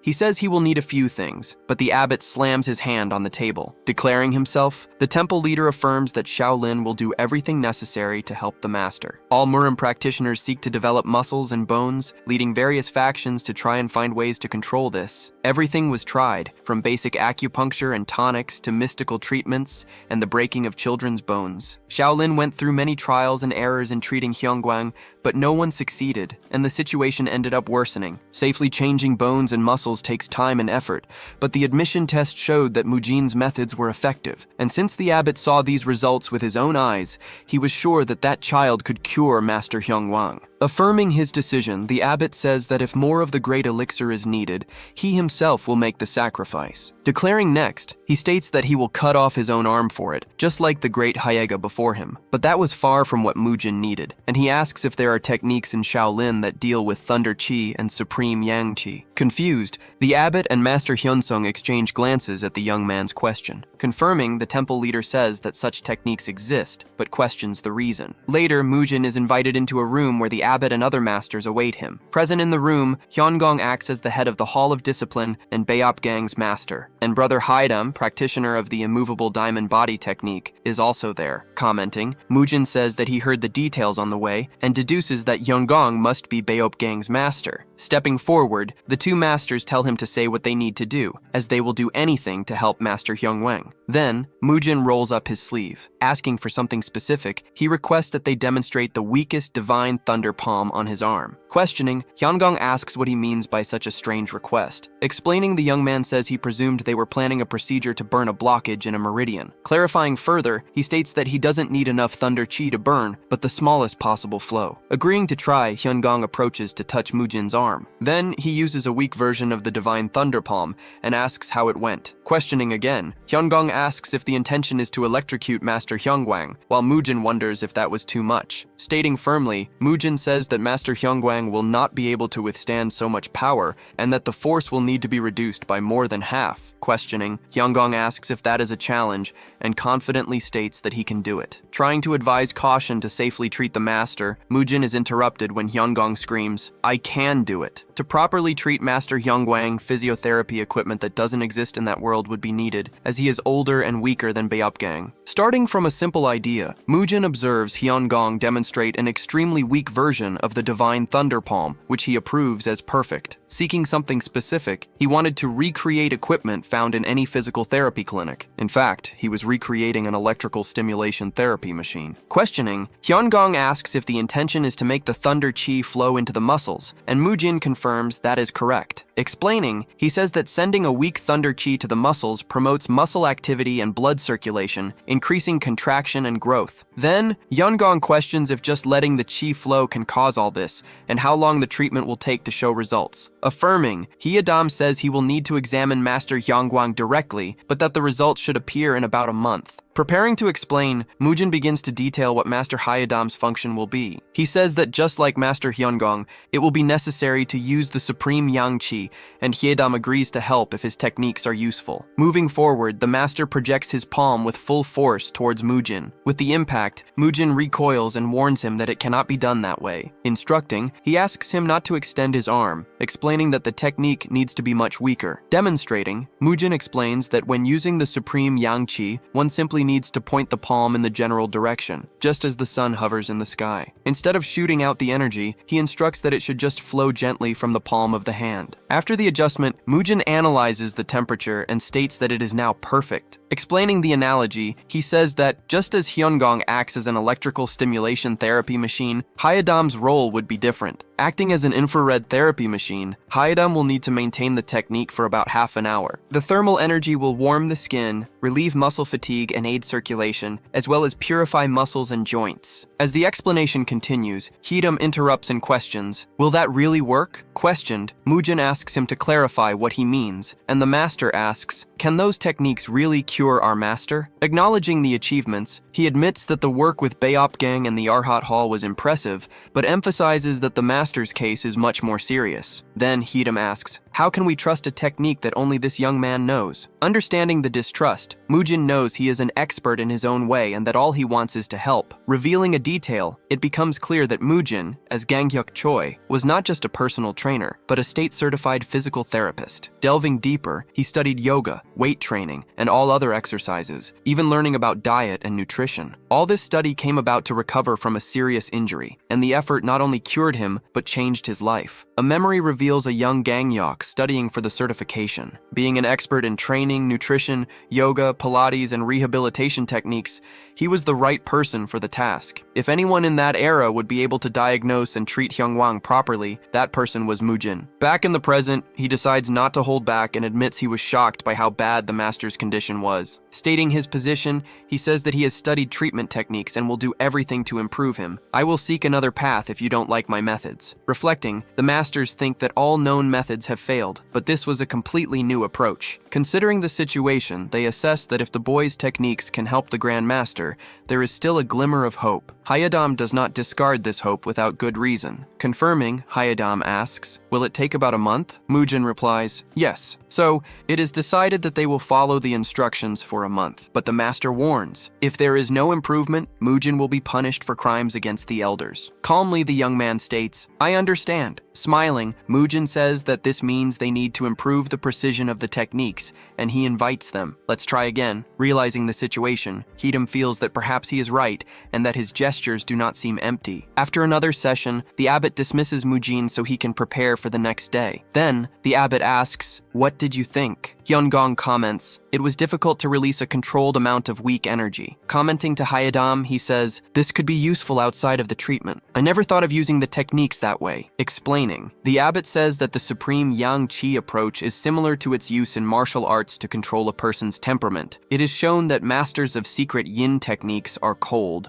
while masters of Yang and fire techniques have an impetuous personality. Shaolin martial arts use Yang Qi to combat evil, but it only works when the fire and metal keys are in harmony. Starting from the idea of treatment, Mujin did not intend to use the explosive power of Qi, but to practice a weak and constant flow to create peace. Admitting, Hayadam recognizes that, upon reaching their level, the power can get out of control, and that he never realized he could use Qi internally to temper it. He then withdraws to his quarters to continue training, and Hyungong decides to do the same. Suggesting, the abbot comments, "Once mastered, the technique could be taught to disciples, as it would be of great help to those who practice fire Qi." The next day, outside Hyungwang's pavilion, Beopgyeon greets the masters and asks, "What brings you here?" He receives the answer, "It's about our master." Explaining, Yanshin says that they came because Mujin could be the one who would finally cure the master, even if only a little. Lying in bed, Hyong Wang is surprised to hear Mujin's name. Previously, Yanshin had already told Hyong Wang and Beopgyeon everything that happened in the Arhat Hall and everything Mujin accomplished. Then, Mujin steps forward. He says, "I will examine him, and then we will begin the treatment." After a brief analysis, he realizes that the situation is even worse than he imagined. Questioning, he asks, "How long has the master been bedridden?" He notes that there are almost no calf muscles left. Asking for attention, Mujin requests, "Master, notify me if you feel any pain." He then begins to press his back. As the master endures the procedure, he continues to apply force to the massage. Questioning himself, he thinks, "Are everyone in Shaolin masochists? First Beopgang, and now the master, they don't admit feeling pain." Then, Mujin announces, "The full treatment will begin now." After warming the body with a damp towel, the treatment begins with acupressure to release tension. As a first step, he applies the four-limb extension technique, moving ankles and legs to loosen stiff muscles. The master's body seemed like a fragile ancient vessel that the slightest force could shatter. Extremely delicate control was needed to treat him, requiring intense concentration. But Mujin refused to demonstrate how difficult or exhausting it was. After an hour of total concentration, the others are surprised by his dedication, and also by his unwavering and fixed focus on the treatment. Then, a despair begins to appear in Mujin's eyes without him realizing it. In the reflection of his eye, a grandfather appears walking away hand in hand with a child. In the memory, the little boy calls out, "Grandfather!" and he promises, "I will find a cure, no matter what happens." In silence, Hyong Wang remains lying in his bed. Observing Mujin, he begins to wonder what troubles the young disciple so much. Noticing carefully, he perceives the sadness stamped on his face. Finally, Mujin lets out a sigh. Standing up, he informs that he has finished his part of today's treatment, confirming that it is now the master's turn. Just as practiced the night before, the infrared and electrical stimulation therapies proceed without problems. That night, after the treatment, Mujin moves his belongings from the Arhat Hall to Hyong Wang's quarters. Already settled in the new bed, he reflects on having escaped the room full of sweaty, bald men. But he ends up discovering that he will need to sleep in the same room as them to watch over Master Hyong Wang. Even though he hoped to have a room all to himself, he decides that he needs to sleep. Reflecting, he thinks about how bad the master's condition is, wondering if he has suffered with pain and discomfort all these years. The situation makes him remember his grandfather and realize how much he misses him. In a memory, a young gangyuk massages his grandfather's leg. Asking if he feels better, he hears in response, "Yes, because you have a magic touch." Reassuring him, he tells his grandfather, "It doesn't hurt anymore and you can relax now." With determination, he states, "I will study hard to find out how to relieve you of pain." Smiling proudly, his grandfather encourages him, "Study hard." He says, "I can't wait to see how my grandson will turn out in the future." At another moment, Gangyuk supports his grandfather as he walks with an IV stand in the hospital. The scene changes to incense burning slowly on a funeral altar. During the funeral, the young man is comforted by his grandmother as he cries. Lamenting, he says, "I never managed to do anything for Grandpa beyond a few massages." Blaming himself, he starts calling himself useless. In another memory, his grandmother asks, "Which college will you go to?" Responding, Ganghyuk says, "I'm not interested in going to college. I'd rather do something else." His study materials dealt with physical training and therapy for the elderly. Then he stops in front of an armed forces recruitment poster. Smiling, he decides, maybe I'll even join the special forces. Dressed in a military uniform, Ganghyuk announces to his grandmother, "I finally made it and I'll have a stable job." Holding her hands, he promises, "I'll take care of you from now on," doing what Grandpa would have wanted. Alone at home, his grandmother asks on the phone, "Won't you come today?" But she receives in response, "There's training." In the middle of a jungle mission, he reaffirms to himself, "I will do what Grandpa would have wanted." Then, he raises his fist, determined to take care of her no matter what. With his face covered, he maintains focus as he thinks of his grandmother. A few days before the promotion, an officer approaches and calls him Lieutenant Choi. Ganghyuk receives tragic news. Before his grandmother's memorial, he hears a colleague lament the occurrence, saying, "There's nothing we can do." Informing him of the protocol, the man says, "We can only grant 3 days off since she wasn't your biological mother." Instructed, he must fulfill his duties and return soon because there's an ultra-secret mission ahead. Back on the mission, he pushes forward through the forest. The squad continues the ascent up the steep slope. Suddenly, his foot slips and he loses his balance, resulting in a fall. In his mind, the young man sits before the figures of his grandparents. Asking his grandfather, he questions, "Do you feel better?" Then he asks, "Is it too late for another massage?" And he laments, "I wish I had done more for them." His grandfather's hand caresses him as he says, "My grandson has a magic touch, and I can never relax because of it." Tears stream down Mujin's face. Laughing softly in his sleep, he remains as the morning light illuminates the room. Entering the room, Beopjeon finds Hyong Wang observing Mujin, who murmurs, "I'm not crying." Approaching, the young disciple asks the master, "What should we do?" Continuing to observe, Hyong Wang keeps his gaze fixed on the sleeping boy. On his back, Mujin murmurs, "I miss them." Asking them to leave him in peace, Hyong Wang says, that is a struggle with his own heart. Understanding the situation, he recognizes that perhaps that is why the young man is so determined to treat him. Wishing him well, he asks, "May Buddha be with the boy." Smiling, he tells Mujin, "If you want, you can call me Grandpa instead of Master. No need for formalities." Surprised, Mujin asks as he wipes his eyes, "Did I hear that right?" Confused by the old man's words, he questions, "Are you feeling ill?" Finding the sudden kindness strange, he decides that he must do as told. Scratching his head, he awkwardly replies, "Yes, Master, Grandpa." Immediately, the other masters reprimand him, questioning, "How dare you refer to the venerable master that way?" But he explains, "It was an order." Laughing, Hyong Wang says, "It's all right," to the irritation of the other two, and states, "The young man has my permission." Continuing to laugh, he comments, "It's been a long time since I've had so much fun." In silence, Mujin simply observes the scene. Then he asks, "May I return to the treatment?" The request surprised him, but it also made him more comfortable. One of the masters, saying he thinks the time has come, states that it's time to cut Mujin's hair, leaving Mujin surprised by the order. Explaining further, Hyanshin comments that although it's not as long as an outsider's, it's already time to trim it. Commenting on the matter, Hidam says they've kept him busy and will continue the master's treatment while he goes. Mujin then rummages through a room full of documents, desperately searching for something that isn't there. Yelling in frustration, he complains about not being able to find what he needs to save himself. He needs a historical precedent, anything he can use as an excuse to protect his hair, but he finds nothing. Annoyed, he complains about the effort he put into growing his hair. In a memory, he asks a master why monks keep their hair short, and hears that it symbolizes cutting ties with the secular world. Explaining, the master says that each cut serves as a reminder of the path to enlightenment, and Mujin questions if it's just a symbolic gesture. Confirming, the master explains that Bodhidharma and Buddha himself did the same, so they follow in their footsteps. Finally, he states that it's the first step to escaping the cycle of suffering and an admirable tradition. Back in the present, Mujin dismisses the tradition as too rigorous and continues to search. Collapsing, he complains that he never wanted to go to Shaolin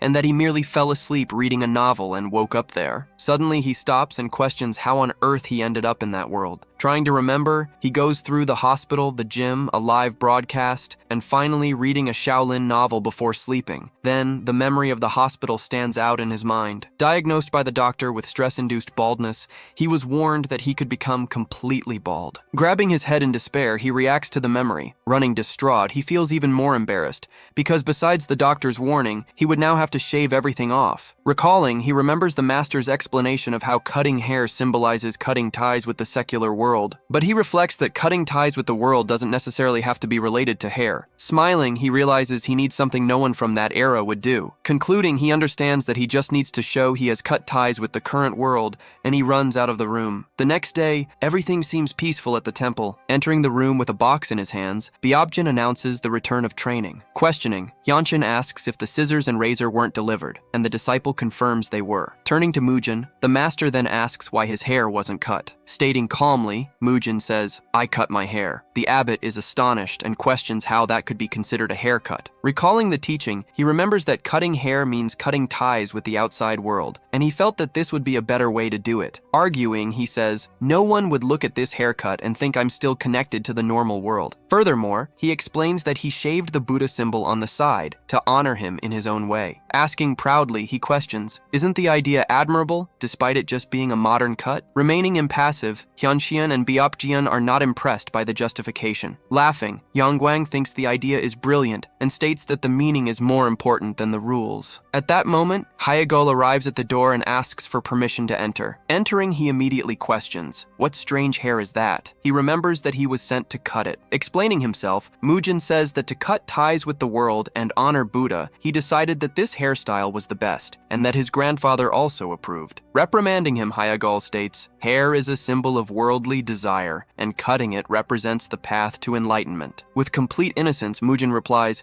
"That's exactly why I cut it." The master retorts, saying that the remaining hair symbolizes attachment to the world. Retorting, Mujin says, "From what I understand, Buddha originally didn't just cut his hair." Continuing to the astonishment of the masters, he says, "If the reason is to show that one faces the pain of others to help them, then shouldn't all body hair be shaved off?" Hearing this, Hyegol and Hyongong stare intently at their own beards. Smiling provocatively, Mujin asks, "Shouldn't everyone shave their faces too?" He then explains that the screens portray the founder, Bodhidharma, with only the top of his head shaved, keeping the rest. Faced with the founder's image, he concludes that what matters is cutting the connection with the outside world, not how it's done. Reflecting, the masters consider the matter, remembering that Bodhidharma indeed shaved only the top of his head. Thinking it over, they realize that Mujin did shave part of his hair, added the Buddha symbol, and that the cut would not be accepted in the outside world. Turning to Hyong Wang asks for his opinion, questioning if he intends to shave his beard. Embarrassed, Hyong gives in and says, "If his hair doesn't grow back, you can allow it." Thanking with a smile, Mujin receives permission, and since Hyong would never cut his beard, the hairstyle is accepted. With Hyong Wang's treatment concluded, training begins very early the next day. Advancing, surrounded by other disciples,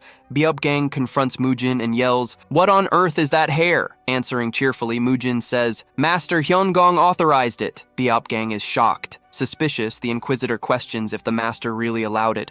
Finding it a miracle Mujin is still alive. Accepting the answer, Byobjin agrees and orders the training to begin. With the acceptance of the always rigorous Byobjin, the other disciples begin to have ideas. Following the path to enlightenment, they were still young, and many worried about what others thought or sought attention. For them, Mujin's unique hairstyle was enough to inspire a new trend. Approaching from behind, Mugung calls for Mujin. Whispering, he says, "I also need to cut my hair. How did you get away with that?" Responding, Mujin says, "I can tell you, but I don't believe you'll have the same luck." Before Hyedam, Mugung tries to argue. Hair symbolizes the will of Buddha. Declaring himself, he states, "As long as I can show I'm on the path to enlightenment, there's no need to shave my head." In silence, the masters stare at him as he awaits an answer. Calling calmly, Hyedam calls for Beomwi, who responds immediately. Grabbed by Beomwi, Mugung protests the order. Declaring firmly, Hyedam says, "I will shave his head myself." Continuing the treatment, Mujin realized that Hyongwang was in such a bad state that his entire body needed attention. But it would be impossible to do everything at once, as it would overwork his body too much. So, he devised a plan very similar to an exercise routine to divide the treatment and allow each body part to rest. One day would focus on the lower leg, another on the upper leg, one for the waist and hips, and another for the shoulders and arms, with Hyongong and Hyedam following the same schedule. However, since Mujin was not officially the temple's physician, but rather a Shaolin disciple, he said goodbye to the master, calling him Grandpa, and said he would see him later. Wishing him a good day, Hyong Wang replied while Byobjin assured that he would take care of him. Even so, Mujin still presented himself at the Arhat Hall every day outside of treatment hours. In the Arhat Hall, masters master's quarters, it was announced that, thanks to the abbot, the additional funds requested had been granted. Questioning, Mujin asked if this meant they could get all the equipment they needed, and the master confirmed, as the administrative hall had recognized the methods. In short, the Arhat Hall master informed that all physical training would now follow Mujin's methods. Smiling, he remembered that the methods previously considered strange were finally being recognized. Realizing an important implication, Mujin understood what it meant to switch to his methods. Questioning, he asked if this meant he would have to teach everyone in the Arhat Hall. He also asked if he would need to teach everyone personally. Reassuring him,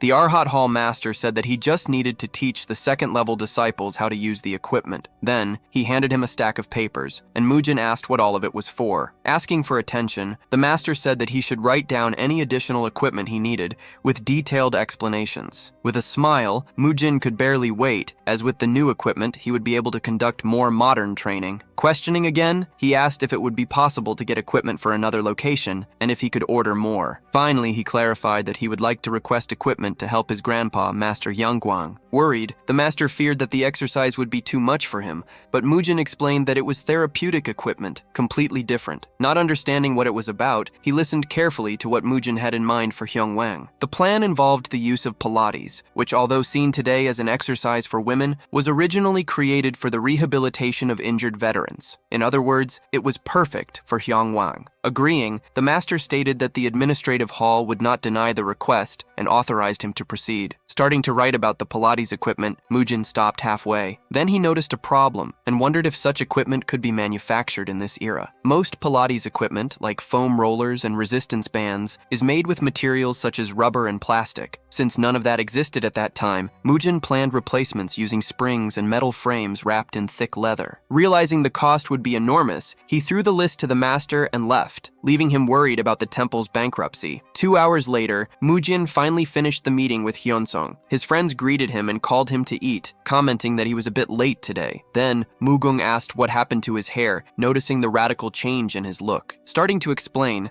Mujin remembered that Mugung was now studying with Master Hidam. One of the young monks started crying, saying he had something in his eyes, while another tried to cheer him up. Asking, Mujin questioned Muyul about how he had been doing, and the boy replied that he was fine, but there was a problem. Explaining the situation, Muyul said that every time he trained, his master just kept sighing loudly. He added that the master said he would come to visit him today, leaving Mujin not understanding the reason. Not knowing the reason, Muyul remained confused, while Hegel was shown elsewhere, sighing in frustration. Lamenting, the head of external affairs blamed himself for the choice, as he was sure he had chosen the right disciple. But Muyul was shown as a simple person who was easily distracted by things like ants. Complaining, Hegel said that for every one thing he taught, the boy forgot 2, and for every 2 things he forgot 10. Worried, Hegel thought that at that rate, the 5 fists of Shaolin would be extinct in the next generation. Suddenly, Muyul spotted the master in the distance. With a radiant smile, he ran and called out to the master. Reflecting, Hegel recognized that the boy's smile was his most powerful trait, and that because of it, he couldn't scold him. Then, he called out to Muyul and asked how he learned martial arts during his novice period. Answering cheerfully, the young monk said, "Mujin helped me." Surprised, Hegel heard Muyul add that he also helped Mugung and Mugyong. At that moment, the master remembered that Mujin was the disciple taken in by Hyong Wang. Deciding to act, he concluded that he needed to know the secret technique that had raised the level of that hopeless child. Inviting him, Hegel called Muyul to go meet Mujin, and the disciple happily accepted. In the refectory, the master approached and introduced himself to Mujin, while the other youths were startled to see Master Hegel, and Mujin asked what brought him there. Explaining himself, he said, "I have something to discuss with you and Master Hyong Wang. Please accompany me after the meal." Understanding the desire to see his grandpa, Mujin still wondered why the master also needed him as they headed to Hyong Wang's quarters. Then, Muyul ran in and greeted Master Hyong Wang, who called him a cheerful child. Confused, Mujin wondered why Hegel was staring at him like that, and if he had done something wrong. Receiving them, Hyong Wang said, "Guests are always welcome, but what brings you here?" Explaining the reason, the master said, "I came to ask Mujin a question." Approaching, he whispered to Hyong Wang about the immense difficulty in training the child, and commented that he heard Mujin had helped him before. Being honest, he stated that even the most basic of the 5 fists of Shaolin seemed to completely elude the boy, and that he needed Mujin's help. Suggesting a start, Hyong Wang asked them to explain the reason for the choice and requested a demonstration from Mujin, leaving Hyegol surprised to hear him called Grandpa. Then, the master asked if he could fight with the child, and Mujin confirmed that they had fought many times as novices. Cheering him up, he told Muyul, "We're going to have fun," and called him to go outside, and the young monk enthusiastically agreed. Questioning, Hyegol asked, "What do you mean by have fun? Do you train while playing?" Already outside, the master still didn't understand what having fun truly meant. Suggesting an idea, Mugung tells Muyul to think of it as one of their usual games, and he agrees. With his arms crossed, Master Hyegol admits he doesn't understand what playing means. Silent for an instant, the three masters observe the situation. Then one of them comments that the meaning will soon become apparent. Turning to Muyul, Mugung asks if he is ready, receiving a confirmation. Advancing quickly through the courtyard,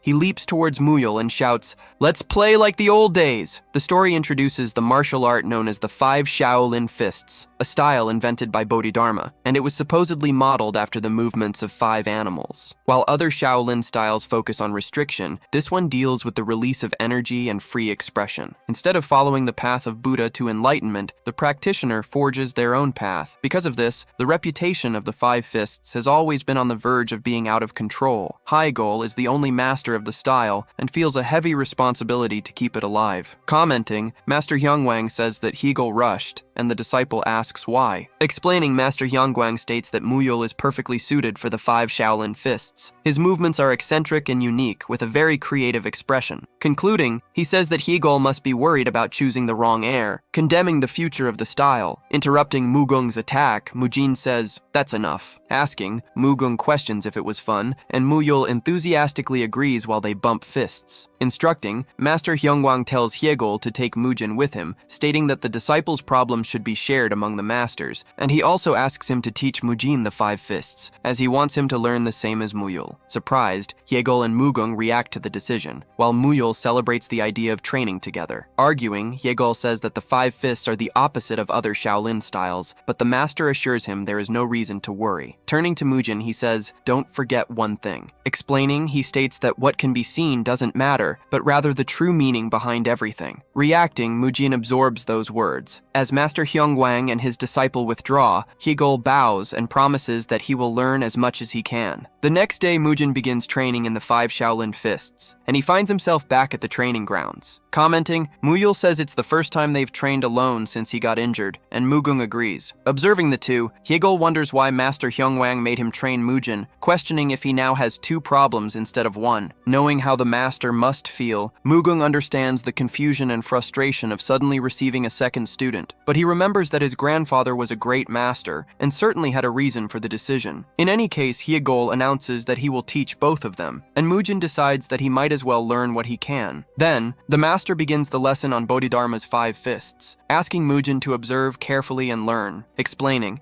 he says they will start with the simplest and easiest, the crane fist. Calling Beofian, Hyegol asks him to come closer for a demonstration. Introducing himself as Muyul's master, Beofian tells Mujin to observe carefully, and he explains that the first step, as always, begins with qi breathing. Concentrating for an instant, Beofian prepares. Starting, he performs a sequence of fluid and graceful movements. His hands trace an arc in the air, and the demonstration ends in a final posture. Impressed, Muyul observes, while Mujin realizes that this is completely different from other Shaolin styles. Explaining, Beofian says that the style is modeled after a crane, causing the entire body to move fluidly. Observing, Mugung sees Muyul contorting in a way he hadn't seen in a long time. Slapping his own forehead, Hyegol reacts, and Mugung asks what they can do. Approaching, Mujin notices that Muyul possesses all the flexibility and body control necessary for the 5 Fists. Questioning, he asks what's wrong, and Muyul replies, "The crane fist form feels strange." Explaining further, Muyul says, "Moving that way is awkward, and perhaps even stranger to stop." Surprised, Mujin realizes that he knows the forms, but doesn't understand why he can't connect them. Then, Hyegol says that's why he looked for him, because Muyul learned the technique with him when he was still a novice. As Muyul continues to move irregularly, Mujin admits that he doesn't have an easy solution for that. Questioning himself, he begins to think why his grandfather sent him there, certain that there must be a reason. In a memory, Master Hyong Wang tells Mujin that he created his own martial art style by combining basic techniques. Thanking him, Mujin expresses gratitude to the master for the demonstration. Warning him, the master says that if he wants to increase his power, his body will eventually reach a point where it can no longer withstand it. Mujin's martial art style was based on layering several basic techniques rather than learning more advanced ones. As the strength of each technique was amplified, he worked to strengthen his body to withstand these forces. But, according to Hyong Wang, at some point the body will no longer be able to handle so much power, and the methods will stop working. Agreeing, Mujin admits that his grandfather is right, and that there must be something better than relying solely on that idea. Observing him for an instant, the master suggests that he try to learn the diamond fist, sparking Mujin's curiosity. Explaining, he says that, like the small flood fist, the diamond fist is based on the Diamond Sutra, which contains keys to power control. As the master recites the third verse, Mujin wonders what all of it is about. Catching the master's attention, the disciple realizes that he seems to agree. Reinforcing, Hyong Wang emphasizes the importance of discovering the true meaning behind each technique, as it is not what can be seen that matters. Remembering this, Mujin recalls that he had said before that the true meaning is the most important. Questioning himself, he begins to think what the true meaning of the crane fist could be. Realizing, he understands that the movement of the crane is exactly what the form follows. The instant he comprehends the true meaning of the crane fist, Mujin believes he has finally understood. Turning to Muyul, Mujin asks if he has ever seen a crane. With unsteady movements, Muyul replies that he has never seen one. As he asks if a crane is food, the narration explains that the style was designed for all movements to flow naturally, and it made no sense for someone so flexible to have such difficulty learning it. Questioning, Beofian asks if Mujin is saying that the movement was too awkward and difficult for Muyul to follow. Quickly denying, Mujin explains that wasn't what he meant. Clarifying, he states that the problem is Muyul has never seen a crane, so he only tried to imitate it. Addressing Beofian, Mujin says that the problem isn't the movement and asks him to reflect on it. Although it's said that animal movements are natural, that's only true for that specific animal's body. What they do is imitate these movements with human bodies. Learning the main forms and movements through training, Beofian confirms that this is correct, but Mujin argues that Muyul only needs the basic structure to then discover his own movements. Questioning the idea, Beofian hears Mujin explain that his friend cannot learn forms that imitate a crane, but what he can do is imitate the crane itself, leaving the others thoughtful. Finally understanding, Hegol realizes why Master Hyong Wang sent that boy to him. Questioning himself, Mujin wonders why he has been so fixated on forms and movements, since he doesn't follow traditional paths. Reflecting, he realizes that he was entrusted with the freest of Shaolin martial arts, the Five Fists. And he wonders when he lost sight of the true spirit of the style, fixating on a limited idea of what was taught by Bodhidharma. Agreeing, Hegel admits he is right, and decides that they need to show Muyul what a crane is. Suggesting a solution, Beofian proposes that they go out to find one, as they often gather nearby. The next day, the question of how they would manage to bring a crane to the temple still remained. Arriving at the training ground, Mujin apologizes for being late due to his grandfather's treatment. Stopping at the entrance of the empty courtyard, Mujin calls out for Master Hyegel. Getting no reply, he looks around and calls out for Beofian and Muyul, wondering where everyone is. Stepping into the courtyard, he questions if there would be no training that day for some reason. Then, Mujin asks Muyul if he can guess what that is, and the boy asks what he's talking about. Peeking around a corner, he observes the scene as Muyul expresses admiration. Before them, in a small pond in the courtyard, stands a crane. Hegel and the others admire the bird, exclaiming, "Cranes are incredible." That bird's movement was the original inspiration for creating the fighting style. Together, they demonstrate the crane fist, one of Shaolin's 5 fists. Arriving in the courtyard, Mujin asks if they are going to train, and Muyul announces his arrival. Turning around, the master and Beofian whisper his name, leaving him confused. Then, they both shout Mujin's name with great intensity. Enthusiastically, Muyul asks him to look and says, "It's incredible!" Joining them, Mujin participates in the demonstration of the crane fist for Muyul, who watches in awe. In a flashback, the masters demonstrate the crane fist alongside the bird's movements, so Muyul can learn every detail. Asking, Beofian questions, "Is Muyul understanding?" But the boy remains crouched, silently observing the crane. Muyul's crane fist proves to be very different from Hegel's and Beofian's. After observing the bird's real movements, he interprets them to suit his own body. With natural flexibility and a unique connection to animals, he moves in sync with the crane. He seemed to have escaped human movement and found true harmony with the animal. The movement embodied the very essence of the crane. Shocked, Beofion observes the scene, while Mujin and Hegel watch in silence. Being completely new, the movement still lacked refinement and intention, but this is easily corrected with the master's touch, who adjusts an arm and a leg. Then, he explains that the greatest benefit of the 5 fists is that all forms connect freely, and this will help him with his own crane fist. And he assures that, although it is slightly different from the original form, the freedom of the 5 fists will never lead him astray. Questioning, Mujin asks if he thinks he will be able to learn, and Muyul confirms, "Yes, I will." Then, he ties the sash of his own clothes. Drawing attention, he addresses Beofion and Master Hegel. Announcing, he says, "The work here is finished." He confirms, "I will not return tomorrow." Commenting, Hegel says, "It seems he found what he was looking for and is ready to return to his own master." Bowing, Mujin thanks him for everything the master taught him. Asking for something next, the master requests that Muyul accompany Mujin, and the boy readily agrees. As they walk away, Beofion asks, "Isn't it too early to send him away?" But Hegel reassures him. Explaining, he says, "That boy was never here to learn the crane fist." Realizing the situation, Mujin understands that there was nothing more to train there, as what he needed to learn wasn't the crane fist. He had already created his own style as a novice, but the barrier arose when he tried to safely master and incorporate new methods. Observing Hegel and Muyul adjusting the crane fist, he understood what he needed to do. If he started with the small deluge fist and inserted movements from the diamond fist, he could increase power with less impact on his body. It was exactly as his grandfather had said, as he wanted Mujin to find the true nature of his own style. He didn't need to master the crane fist, just understand the main movements to create the true hybrid style. He begins to wonder if there are other fists, like the dragon fist, and if they could find one. But he concludes that it would be up to Muyul's masters to discover that, and it wasn't his problem. Announcing, Hegel says, "I will withdraw." He asks Beofion to dismiss Muyul when he arrives. The most surprising thing emerges at that moment, when he realizes something important. All of that had been the result of Hyong Wang's plan. Questioning himself, Hegel wonders if the master planned everything and if Mujin had already understood the lesson. That was truly admirable. A month after the treatment began, Mujin realizes that his grandfather no longer feels pain with small movements, although full recovery is still far off. And there's a big obstacle in the way, but that doesn't matter, as there's no other choice. At this point, he decides it's time to take everything seriously, as that is his only hope. As they walk, Abbot Hyunxin and Master Hedam wonder if Master Hyong Wang will recover, but they notice he at least seems more lively. Recalling the past, Hedam recounts that the abbot threatened to punish Mujin if the treatment failed,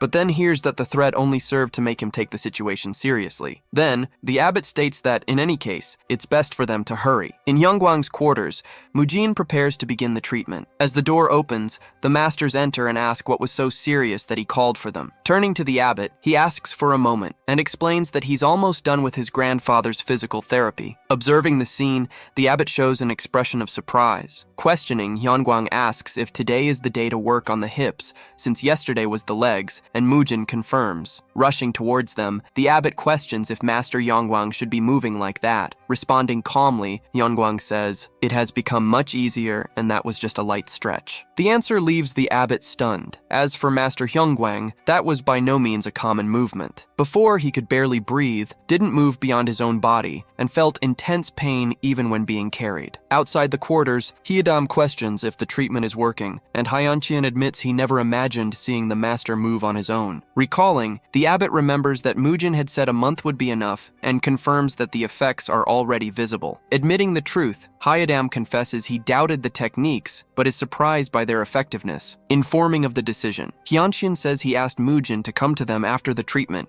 so they could question him personally. Aware of the situation, Mujin knew that the elder monks had immense faith in him, but he wondered if that would be enough. Understanding the moment, he realizes that the real test would begin now, and that he needed to make his grandfather walk on his own. Until then, he had focused on rehabilitation exercises and physical therapy to develop Hyong Wang's core muscles. Assisting him, he helped him stand and practice walking. Much like a patient in a modern rehabilitation facility, Hyong Wang was relearning to walk. His joints and tendons had recovered somewhat, but decades had passed with movements only made with the help of others. In other words, his muscles had severely atrophied, and it was time to strengthen them to support his joints. And Mujin knew that was the only way. Opening the door, he asks for permission to enter and says, "I have something to say about my grandfather's treatment." Questioning, one of the masters asks, "Is there a problem, since Hyong Wang was even moving on his own?" Explaining, Mujin says, "For now it's going well, but there's a problem with the next step." The master asks him to explain. Detailing, he states that while there's recovery, the cartilage is deteriorated, something usually resolved with muscle strengthening. But in his grandfather's weakened state,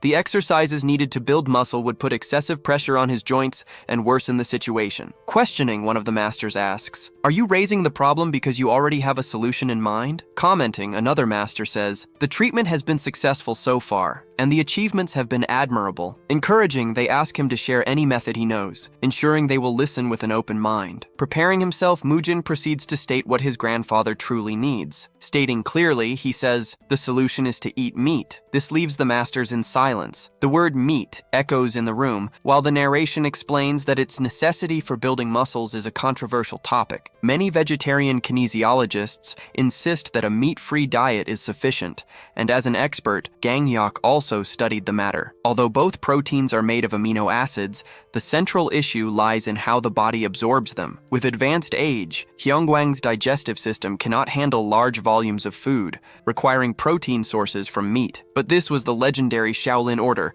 and the simple act of eating meat was unthinkable. Standing up in protest, they shout, "Eating meat in Shaolin is sacrilege, that will never happen." Holding his head in his hands, Mujin realizes the situation is worse than he imagined. Approaching, the abbot asks, "Why would someone need to eat meat to develop muscles when Mujin himself managed without it?" Recalling the past, Mujin remembers eating meat as a child and states that his situation is different. Explaining further, he says, "Although beans and mushrooms can substitute meat, they are still just substitutes." Then, he declares, "Unlike me and Bayop Gang, my grandfather doesn't have the luxury of youth to recover." Questioning, he asks, "Isn't the prohibition against eating meat about overcoming desire? I admit that's how I managed to stop." But he emphasizes, that practice only has meaning for those who can endure it, not when Buddhist law demands something that leads to death. Remembering his grandfather, he despairs at the thought of losing him. Shouting, he asserts, "I won't let that happen again." Doesn't that violate the Buddhist law against killing? The head of one of the masters begins to throb with fury. Then Hyong Wang accuses him, "You dishonor Master Hyong Wang and you dare discuss Shaolin law with me." Intervening, Abbot Hyunshin places a hand on his shoulder and asks him to calm down. Reacting to the touch, Hyong Wang tries to resist. With just a touch on the shoulder, Hyunshin disperses all his inner strength. Turning, the abbot faces the other master, who agrees that Mujin presents a good argument. Questioning, he asks, "Is eating meat truly the only way for the master to get better, and why would that be the only path?" Realizing the situation, Mujin understands he cannot use modern terms, as they are unaware of the science of protein and muscle recovery. Deciding to improvise, he begins to explain that reincarnation doesn't just mean leaving the world upon death. Arguing, he says, "Everything in the world lives in cycles, and to nourish the human body, a certain amount of meat needs to be consumed. Nature dictates that all life ends and is reborn, and part of that is humans eating meat and plants." Questioning, he asks, "Is it wrong to eat something that is already dead to continue living, even if killing for pleasure is wrong?" Explaining further, he says, "In the eyes of nature, humans are just another type of animal, and that's why consuming animal meat makes one's own flesh grow." The abbot listens to the entire discourse in silence. Then, he lets out a sigh. Stating his position, he affirms, "Although your words have merit, we cannot break 1,000 years of Shaolin law without clear evidence." When Mujin tries to protest, he is interrupted by a gesture from the abbot. Continuing, he says, "This doesn't mean we can simply ignore the master who protected the order." Recalling the past, the abbot remembers one of the master's battles. Turning to Hyong Wang, he requests, in the name of the Jade Buddha's palm, that he review one of Shaolin's laws. The decision surprises the other masters, but Hyunxian confirms what everyone was thinking. Proposing a change, he suggests adding an exception to Shaolin law, allowing the infirm to eat meat for treatment purposes. The proposal leaves the other masters completely shocked. Celebrating in silence, Mujin realizes he can now save his grandfather. Declaring the decision, Hyunxian states that this will allow them to uphold Shaolin's law, punishing the master for eating meat. Questioning, Mujin asks what the punishment will be and offers to receive it in his stead. Then, the abbot informs him that he must perform 1 month of meditation, asking if he is ready to go through it 4 times in a row. In a low voice, he questions what 1 month of meditation would entail, but he accepts the punishment willingly, stating, "That is nothing." Around them, the masters question question the abbot's decision, who acknowledges that everything is unexpected. The next day, in Hyong Wang's quarters, he is informed about what was discussed in the meeting. Then, the master tells Hyun Chaeyeon that for Shaolin's next generation, they must place their trust in Mujin. Reflecting, Hyun Chaeyeon admits that maintaining tradition caused Shaolin to be bound by its customs for 1,000 years. Recounting the past, he says that he assumed the position of abbot due to Hyong Wang's injuries, and that due to his own failings, he merely clung to tradition. Taking responsibility, Hyunshin blames himself for Shaolin having strayed from its past glory. Responding, Hyong Wang says that change is not always for the better, and he knows that. Concluding, the abbot states that it was for this reason he chose Mujin, hoping the child would bring positive change. Confirming his decision, Hyong Wang says he wishes to place his trust in Mujin once more. Then, Abbot Hyun Chaeyeon allows him to enter the room. When Mujin enters carrying the meal, Hyun Wang immediately understands what it is. The food contained meat. Recognizing it, the master identifies the rice porridge, something he had not eaten for many decades. With no alternative, Hyung Wang accepts. Remembering the determination in Hyun Chaeyeon's eyes and what Mujin faced to convince the elders, he proceeds. And so, for the first time since taking the Shaolin vow, the master eats meat. The following week, Mujin teaches Byopgeun to take over the master's treatment. Once he can follow the treatment, Hyungwang begins to consume small portions of meat. Whether through the treatment or the diet, the master seems to be on the path to recovery. Then comes the time for Mujin to begin his meditation in the cave. Walking through the forest,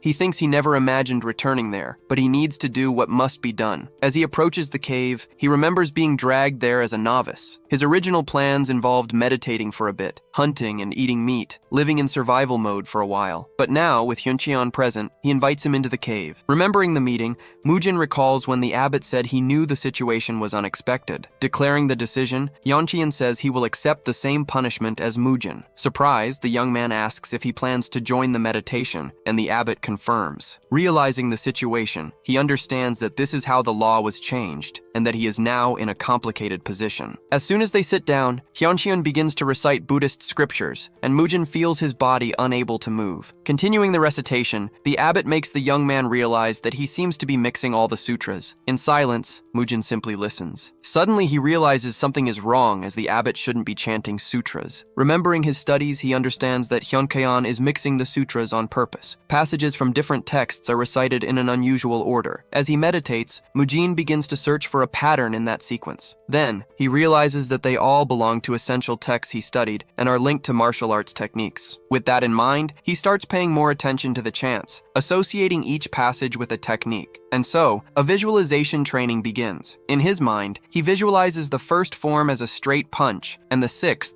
as a kick, but he feels that something in the sequence isn't right. For 30 minutes, he continues visualizing the training, connecting sutras and techniques. Then he starts to become restless, wanting to execute the forms seen in his mind, as merely visualizing is not enough. But he remembers he cannot get up in front of the abbot. Suddenly, Hyun Chaeyeon starts chanting the sutras, leaving the young man confused. Questioning himself, he tries to understand if it's intentional and what the master expects him to do. Deciding to take a risk, he prepares to stand up and practice the movements. Passing by Hyun Chaeyeon, Mujin notices that the abbot remains in meditation. With no reaction whatsoever, this confirms what needs to be done. Initiating the movement, he throws a straight punch, the first form of the chain-linking fist. Then he executes the 21st form from the diamond fist texts. And he finishes the combination with the autumn wind leg. With the abbot providing the rhythm, it becomes easy to synchronize the movements, but he notices that the master repeats the same passage and wonders if he made a mistake. Hyunchen coughs, and Mujin understands that errors would be indicated by coughs and changes in tone of voice, and the chants became lower and calmer when a movement was approved. The training taught him to combine the best techniques contained in each sutra. The order and speed of the strikes were defined by the rhythm of the abbot's chants, and the secret training continued through the night. At this moment, Mujin begins to wonder why he was being trained in that manner. The abbot then reflects that they have already taken up too much of Mujin's time with the master's treatment. He thinks it would be wrong to take another month in addition to that, so he decides to compensate for all the training Mujin missed. Delivering the meditation rations and water,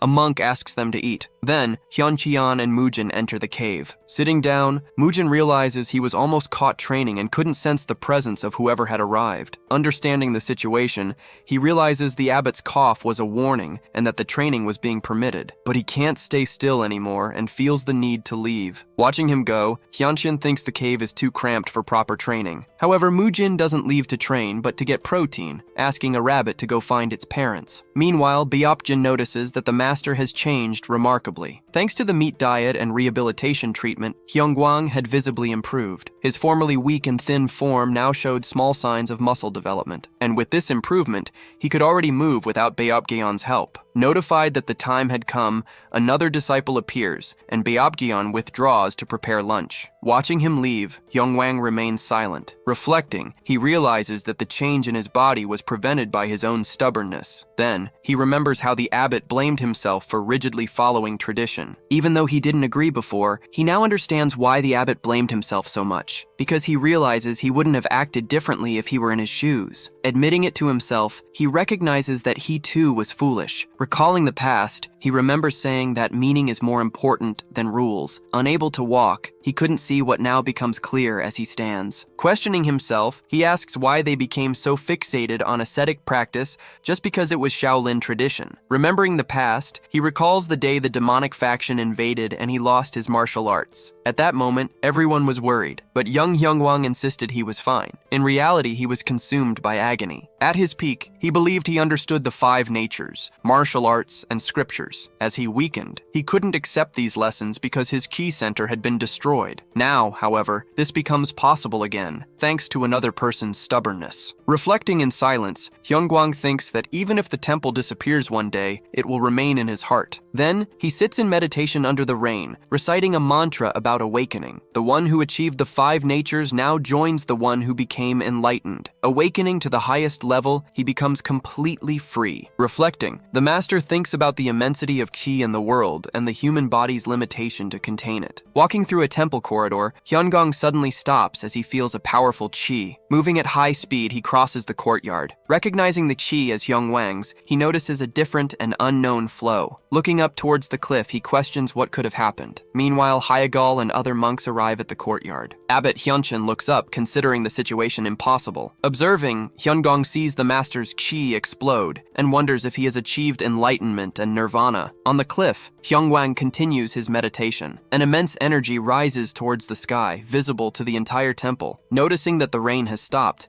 the monks question the origin of the energy, but recognize the key. Even those less skilled in sensing it understand that this energy belongs to Master Hyong Wang. A benevolent and warm energy, transcending everything they knew, envelops the monks in the courtyard. Joining their hands in reverence, they all bow. Understanding what happened, they realize that Hyong Wang has achieved nirvana and recite a mantra in unison. Raising his voice, Hyunggong asks, "Has my master finally achieved enlightenment?" Floating in the air, Hyong Wang remains completely enveloped by the energy. Responding, he says, "I am merely allowing into my heart what I already knew in my mind." Surprised, Hyunggong reacts to the answer. Questioning, he asks, "Why, having attained nirvana, have you not yet transitioned to the state of Buddha?" Explaining, Hyong Wang says, "I have unfinished business, and my nirvana was achieved thanks to Mujin." Walking towards the disciples, he asks, "Where is Mujin?" Informed, a monk says, "He has been practicing meditation with the abbot for 18 days. Interrupting, Abbot Hyuncheon states, "That is not true." The statement causes an immediate reaction among the monks and Hyunggong. Running, a messenger heads to the cave, considering the situation unpleasant. Arriving at the location, he informs the abbot and Mujin that the meditation is over and they must return. Recalling the punishment, Hyuncheon says, "There are still 10 days left until it ends." Insisting, the monk states, "I received orders to bring you back." Questioning, the abbot asks, "Who would have the authority to end a formal punishment?" Revealing the origin, he says, "The order came from Master Hyong Wang." Alarmed, Mujin asks, "Why would the Grand Master order the meditation to be interrupted, and did something happen to my grandfather?" Hyunggong asked what the master was doing, and the answer came, "There's no need to shout." Next, he asked about the food, and Hyong Wang explained that he heard it was good for the body. He commented that the rules had changed thanks to the abbot and encouraged him to try it. But the master questioned, "Does someone who has already achieved nirvana still need to worry about that?" As they walked down the hallway, Hyung Wang asked, "Is there any problem with what I'm eating?" he continued, questioning if that's why Hyong Wang forced Mujin to go into the cave just to save him. A disciple announced Mujin and the abbot's arrival,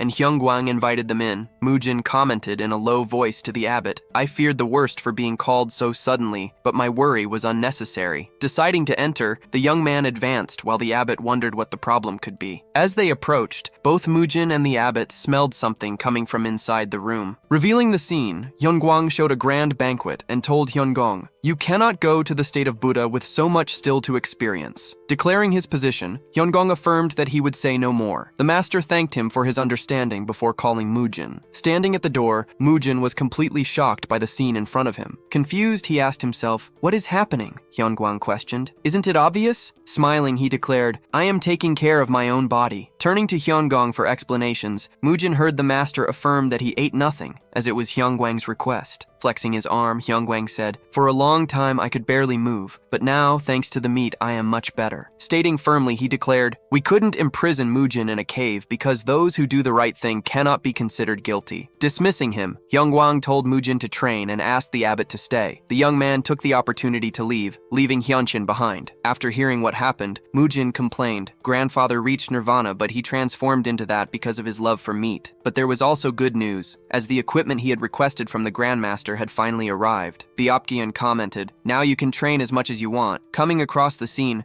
Mujin found a room full of monks training with weightlifting equipment. Byopgian explained that they didn't know how to use some of the equipment and asked him to teach the others. Remembering the past, Mujin realized that the place was not on the same level as his old gym, but the smell of sweat and iron made him feel that he was in a true temple dedicated to the body. Two monks observed a piece of equipment, wondering how to use it and deciding to wait for Mujin. Upon arriving, Mujin asked Mugung and Muyul, "Where is Mugyong?" Mugung responded that he must be somewhere else, while other monks approached, asking, "Did he escape from prison?" A monk questioned, pointing to a piece of equipment. Mujin put his hand on his head, exclaiming, "Now that is real equipment." Correcting himself, he explained that the object in question was a rubber wheel. Asking the others, he questioned, "Do you want to learn how to use the equipment, or are you just going to watch?" He grabbed the wheel and noted that the spokes were made of wood and iron, covered by melted natural rubber. Turning the tire, he explained, "The exercise must be repeated throughout the entire training field." He informed them, "The tire weighs about 250 gun, and the exercise works the entire body, teaching you how to distribute your strength." Challenging, he called Mugung to try, and the young man accepted. As Mugung started to lift the tire, Mujin warned him, using inner strength would be cheating. At that moment, Muyul approached and said, "I also have a question." He explained that he didn't know what a piece of equipment was for, and invented his own exercise, asking, "Is it correct?" Observing, Mujin saw Muyul easily jump over a bar 3 meters high. Recognizing this, he affirmed that Muyul's flexibility made him the true heir of the 5 Shaolin fists. Observing the movements, Mujin compared him to a monkey and wondered if there was a 6th fist, the monkey's. Hanging upside down, Muyul asked, "Is the exercise right?" Mujin confirmed with a positive sign. There were also other pieces of equipment scattered around the training yard. Looking at everything, Mujin thought that place was perfect. Reflecting, he understood that focusing only on size and bodybuilding would interfere with martial arts, as he needed to maintain flexibility. Continuing his career as a trainer at Shaolin Temple, Mujin remained determined to become a master as quickly as possible, but the focus was not only on his career. He informed his grandfather that he would personally take care of the treatment using new tools. Next, he presented what was known as a leather pole. The object was a cylinder made of a solid substance, known in modern times as a foam roller. Explaining, Mujin said, "It can be used on various parts of the body." He invited his grandfather to try it. As Hyong Wang reacted to using the roller,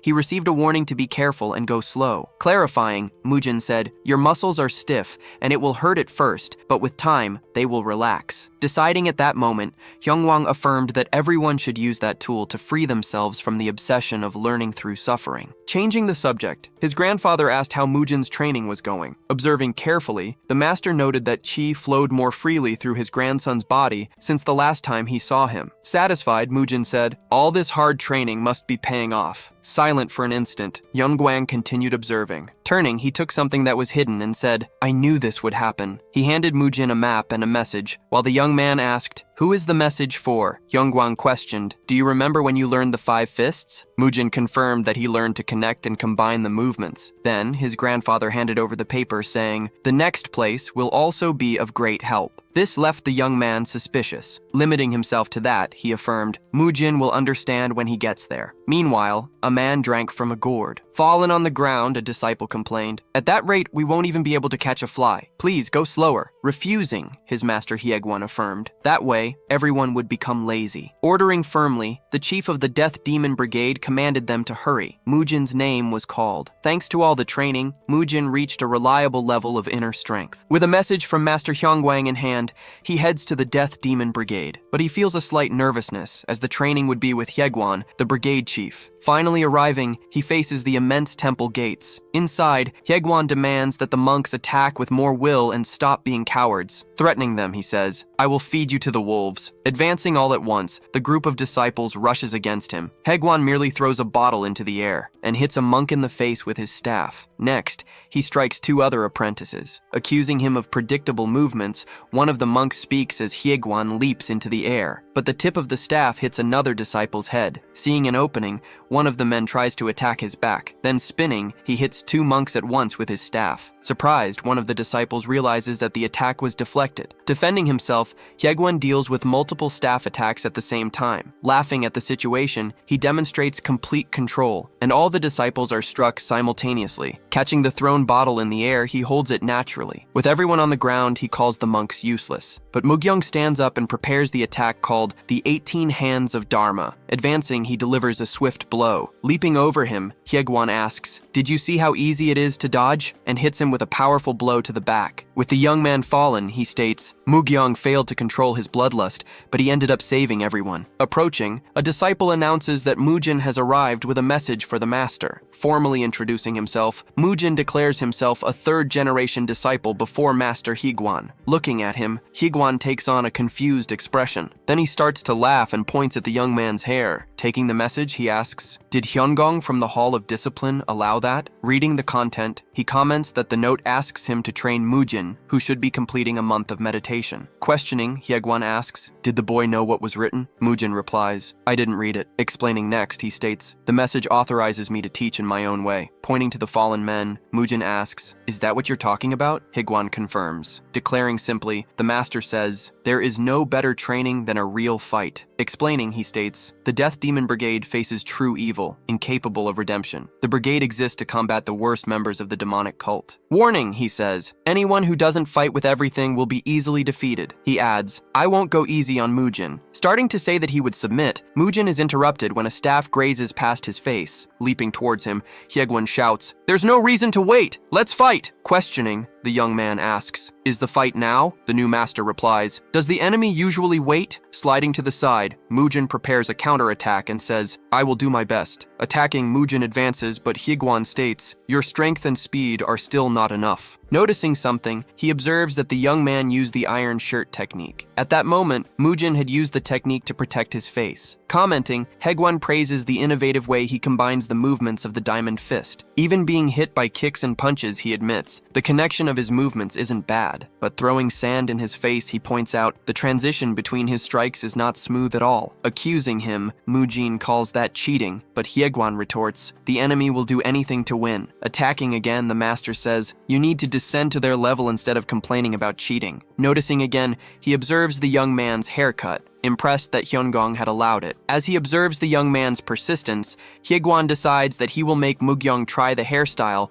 when his hair grows out. Whenever Mujin leaves an opening, Hyegwan attacks him with all sorts of dirty tricks, but the boy doesn't complain. Commenting, Hyegwan says, He's fun to fight, but warns, women don't like persistence. Even exhausted, Mujin responds, The master must be very popular. Announcing a break, the master finally stops the fight, and Mujin collapses to the ground. Lying down, Mujin asks Mugyong, Will you keep pretending to be knocked out? I heard you greet me earlier. Standing up, Mugyong explains, I was just waiting for the master to let his guard down so I could attack. On the ground, Mujin realizes that the beating made his weaknesses clearer. Turning to Mugyong, he proposes, Let's come up with a plan to play dirty too. As the disciple announces the arrival of the head of the administrative hall, Mujin says, I have a great idea. Irritated, Hyegwan says, We only need funds for drinks and water for the kids. Informing him, the disciple says, he is accompanied. Mujin states, I'm going to hit that drunkard anyway. Explaining the plan, he tells Mugyong Mugyong, no matter how strong the master is, he will leave an opening at some point. With a secret plan in mind,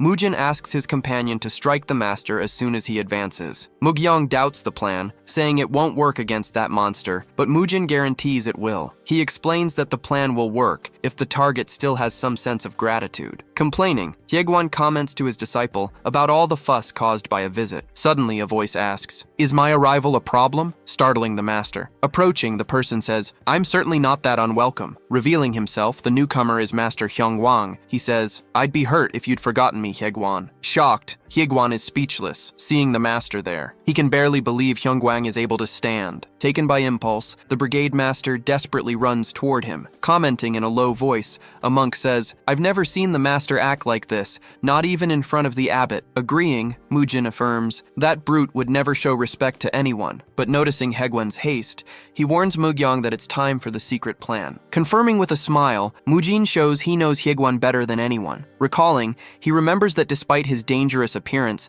Hyegwan wasn't that rude. In fact, he was more like an anxious puppy, and that's why he decided to visit him personally. Commenting, Hyong Wang tells Mujin, "You seem to know Hyegwan well. He used to follow me everywhere in the past." He concludes, "The disciple feels he owes me his life, or at least that's what I heard." Running to get into position, Mujin moves while Hyong Wang comments that he didn't do anything special for him, but the way Hyegwan runs toward the master reminds him of his own childhood. In a memory, he also ran like that toward his grandparents. Hurrying, young Hyegwan would ask if the master had recovered, just like when he ran to show a beetle to his grandfather. But, overcome by excitement, he ends up tripping on a stone. He ends up rolling on the ground. Observing the scene, his grandparents look at him, because excitement always leads to carelessness. Turning as he notices the movement of the young men, Master Hyong Wang realizes the situation. And this marks the moment Mujin and Mugyong advance to attack Hyegwan. Preparing, the two execute a combined attack, using the master's own words about fighting dirty. With his guard down due to excitement, Hyegwan is surprised. Attacking at the same time, Mujin and Mugyong advance together, but the blows are blocked, making Mujin realize how strong the brigade chief is. Holding the pieces of the gourd in his hand, Hyegwan comments, "The surprise wasn't bad, and I was touched." Then, he grabs Mujin and Mugyong by their heads. Then he slams their heads against the ground, saying, "You need another century of training." Ordering, Hyegwan tells them to keep training while he's away, and the two agree. Beside Hyong Wang, the older master asks, "Aren't you being too hard on the children?" Squeezing the bottle, Hyegwan replies, "It would be dangerous not to take them seriously." He explains, "If I didn't act like this, they would relax. One must always be ready for war." Stating firmly, he declares that there should be no more regrets, leaving the master thoughtful. In a memory, a young monk runs toward Hyong Wang. Announcing with enthusiasm, young Hyegwan says, "I've finally become a third-generation disciple. I'm not a novice anymore." Congratulating him, Hyong Wang affirms, "You will become one of Shaolin's greats if you continue like this." Running determinedly, the young man moves forward, for he trained hard to achieve something, but he freezes upon encountering a dark and imposing figure. On the day the demonic cult attacked Shaolin, one of the invaders called him, "You little insect." Preparing for the imminent attack, young Hyegwan concentrates. Emerging in his strongest form,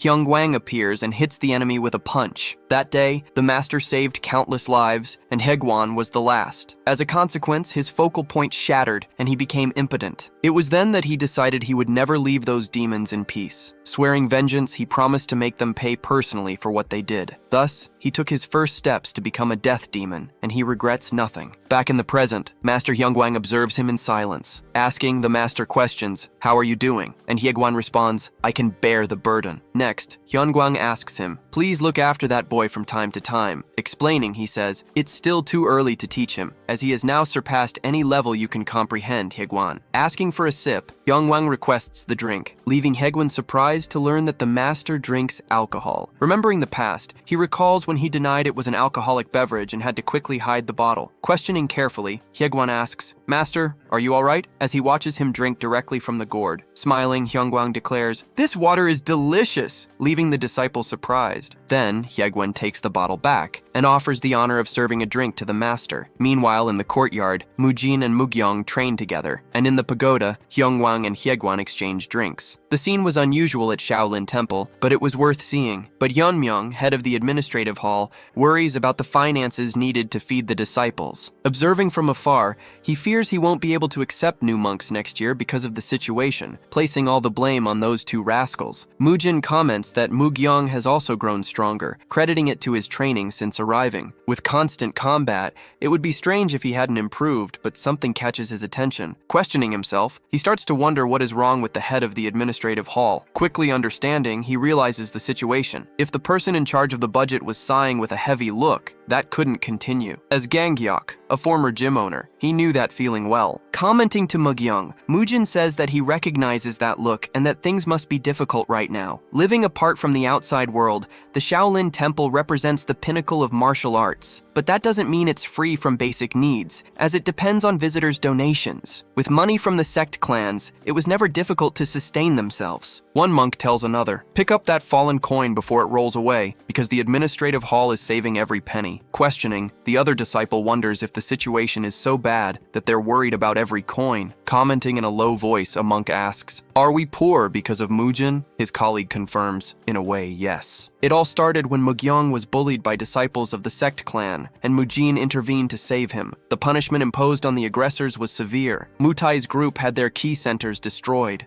losing the ability to learn martial arts, and the merchant protectors of SEO trade, who terrorized local residents, had their abilities taken away and their fortune returned to the people. When the SEO trade protectors closed their doors, some sect clans suspected that Shaolin had taken their money. They began to fear that the same could happen to them. So, to avoid living under constant worry, they decided to leave first. The sect clans sided with the greedy merchants and expressed discontent with Shaolin for expelling them. Since Shaolin took no action to stop them, almost half of the clans ended up leaving and discontinuing their donations. In addition, the yoga and Pilates equipment for Hyong Wang and all of Mujin's modern training equipment further increased the enormous budget faced by the administrative hall. Becoming seen as a bottomless money pit, Mujin understands that he was not everyone's favorite, but he helped improve the training of all other disciples and made the master healthier. Saying that he and Beopgyeon could already manage the treatment on their own, Hyong Wang asks Mujin to return to his normal routine. After the training ended, he started tending to the grounds and receiving visitors. Confirming that he finished cleaning, Mujin is called by his colleagues to receive the guests. Commenting among themselves, the other disciples say, "Now he does the same work as us." Receiving visitors, Mujin finds the task similar to greeting members at the gym. Suddenly, he hears a noise and sees an elderly woman struggling up the stairs. Telling his colleague he'd be right back, he walks away. Quickly explaining, he says, "I need to help someone." Asking if she's all right and what brought her there, he hears that she came to pray. Upon learning that her destination is the Great Hall, he offers to carry her there. Saying there's no need, the woman refuses, but he insists, showing that he has plenty of training. Carrying her on his back, he introduces himself. "I am Mujin, a child disciple." For Ganghyuk, treating all elders with respect had always been a basic human duty. Being a natural instinct, it came from having been raised by his grandparents since childhood. Having grown up with them, he always saw elders with an automatic impulse to care for them. Weighing almost nothing, the elderly woman feels light on his back. Even with bad knees and a bad back, she managed to climb all those steps. Announcing that she finished praying, the elderly woman thanks him for carrying her. Observing in silence, Mujin watches her head towards the temple exit, but he calls her again and asks, "Do you have a moment?" In Dengfeng Prefecture, Henan Province, situated in the same region as Mujin's Shaolin Temple, the area also houses a large merchant group. Complaining about the regional factions, a man says, "I wouldn't have to worry if they weren't acting up." Considering the situation, Jigwang Ryu, head of the merchant group, thinks about reinforcing the number of people in Cheongam due to the size of his group. Tired of so many reports, he slams his hand on the table and says, "I need a break." Announcing the arrival, a servant informs him, "Your mother, Madame Gahi Yeon, has returned." Upon seeing the palanquin approaching, Jigwang Ryu decides to go greet her. Running to meet his mother, he asks, "Did you visit the Shaolin Temple again?" Then, he asks her to think about her own health, as she is too fragile to insist on traveling so far. Responding calmly, Gahi-yeon tells her son, "Don't worry, I am fine today." Explaining, she says that she just received a treatment at the Shaolin Temple. Describing the experience, she speaks of a new massage technique with a remarkable touch, and she adds that it was much better than the acupuncture and tonics she was already tired of. Doubting, Jigwang Ryu questions whether that would have been enough to treat her ailments, but upon closer observation,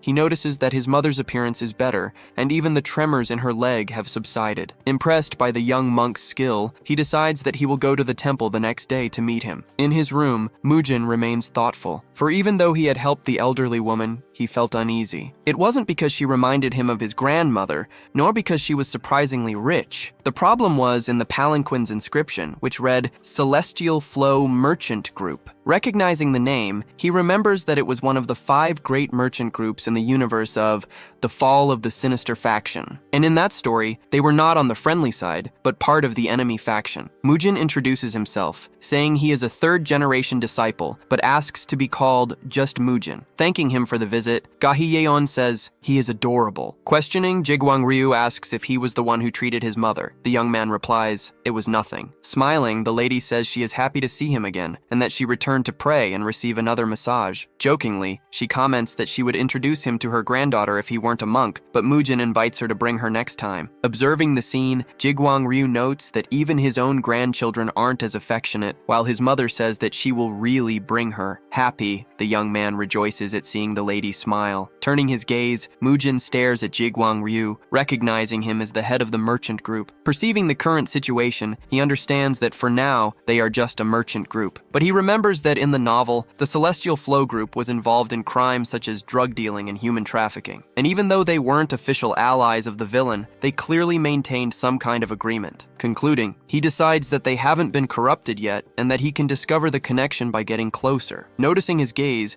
Jigwang Ryu asks, is there something on my face? Awkwardly, the young monk quickly denies it. Commenting next, he says the man must spend a lot of time sitting, seeing him massage his own back. Surprised, Jigwang Ryu asks how he knew, confirming that he reads a lot while sitting and hasn't exercised in a while. Explaining, Mujin says that slightly curved hips and back are typical of someone who works in an office. Suggesting, he comments that since he is there, he could take the opportunity to receive treatment along with his mother. Agreeing, Jigwang Ryu accepts, curious to see what the boy is capable of. Heading together, they proceed to Hyong Wang's residence. Surprised, the master and Baeopjian notice that there are guests at that hour. Arriving at the location, Mujin appears with Gahiyeon and her son, explaining that they came for a treatment. Questioning, Baeopjian asks if it's okay to treat everyone together, and Hyong Wang agrees. Deciding on the division, Mujin says that he will treat the master and the lady, while Baeopjian will take care of the gentleman. Showing some tools, Baeopjian explains that the treatment consists of a 4-limb extension technique. Informing him of the plan, Mujin tells the master that today's treatment will be on the muscle strengthening device. Positioning himself, Hyong Wang places one foot on the back pedal,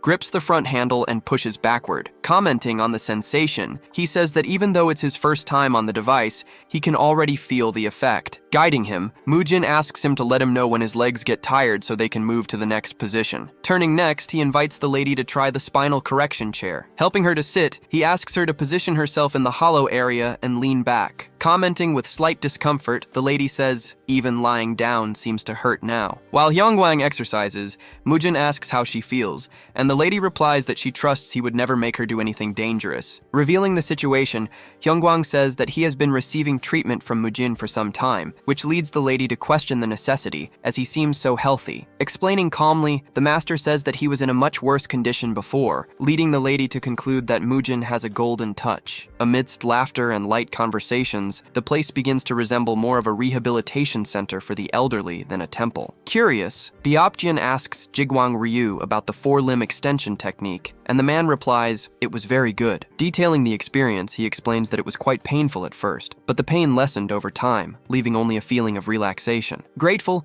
the head of the merchant group thanks him for the treatment, while Baeopjian shows relief at having been able to help. Admitting the truth, Baeopjian says that it was the first time he had used Mujin's technique on another person, surprising Jigwang Ryu. Thoughtfully, the merchant remembers having heard the name Hyong Wang somewhere. Observing the scene, he notices Baeopjian commenting that his master still has some muscles that need to be loosened. Turning to Mujin, Baeopjian asks, do you want to try the heat and stimulation treatment? Refusing with a gesture, Hyong Wang says he is better and demonstrates that he can perform the treatment himself. Surprised, Mujin realizes that he already has enough inner strength to generate fire and thunder chi in each hand. Impressed, Gahiyeon comments that she now understands that Hyong Wang is a man of great talent. Approaching, Jigwang Ryu asks Baeopjian, is that man's name really Hyong Wang? Noticing the signs, he understands that those are not techniques any Murim practitioner could execute, and he begins to remember who he is. 30 years ago, Hyong Wang was the man who defeated the demonic demonic cult that invaded the temple, known as the greatest under the heavens. Shocked,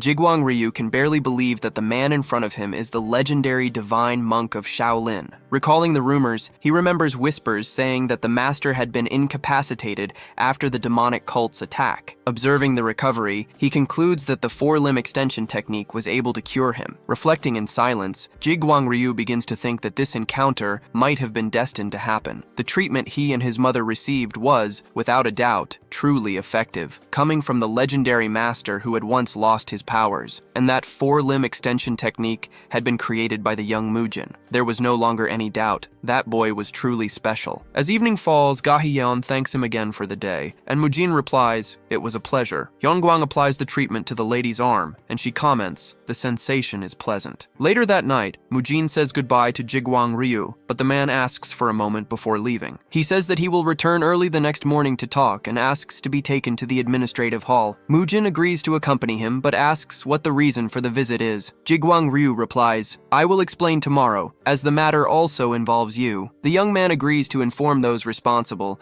and is left wondering what he might be planning. The next morning, Mujin escorts the head of the merchant group to Shaolin's administrative hall. Hyunmyoung, the head of the hall, asks the visitor to repeat what he just said. Jigwang Ryu proposes that the Celestial Flow merchant group and monk Mujin open a clinic together. As payment for his mother's treatment, Jigwang Ryu offers 100 liang of gold, enough to secure a year's worth of food for the temple. Lamenting not being able to give more at the moment, he admits that the treatment was more promising than those performed by the most famous doctors. Curious, Yeonmyoung asks him to better explain the idea of opening a clinic with Mujin. Explaining with conviction, he comments that Mujin's treatment techniques do not exist anywhere else on the continent. Believing in its potential, he states that this could help many patients who cannot be cured by traditional treatments. Refusing immediately, Hyunmyoung says that Shaolin does not profit from the work of its disciples. Concluding his thought, he states that the clinic would end up being opened only to benefit the rich. Realizing his plan was discovered, the merchant reacts by saying that is not his only objective. As a member of one of the 5 great merchant groups,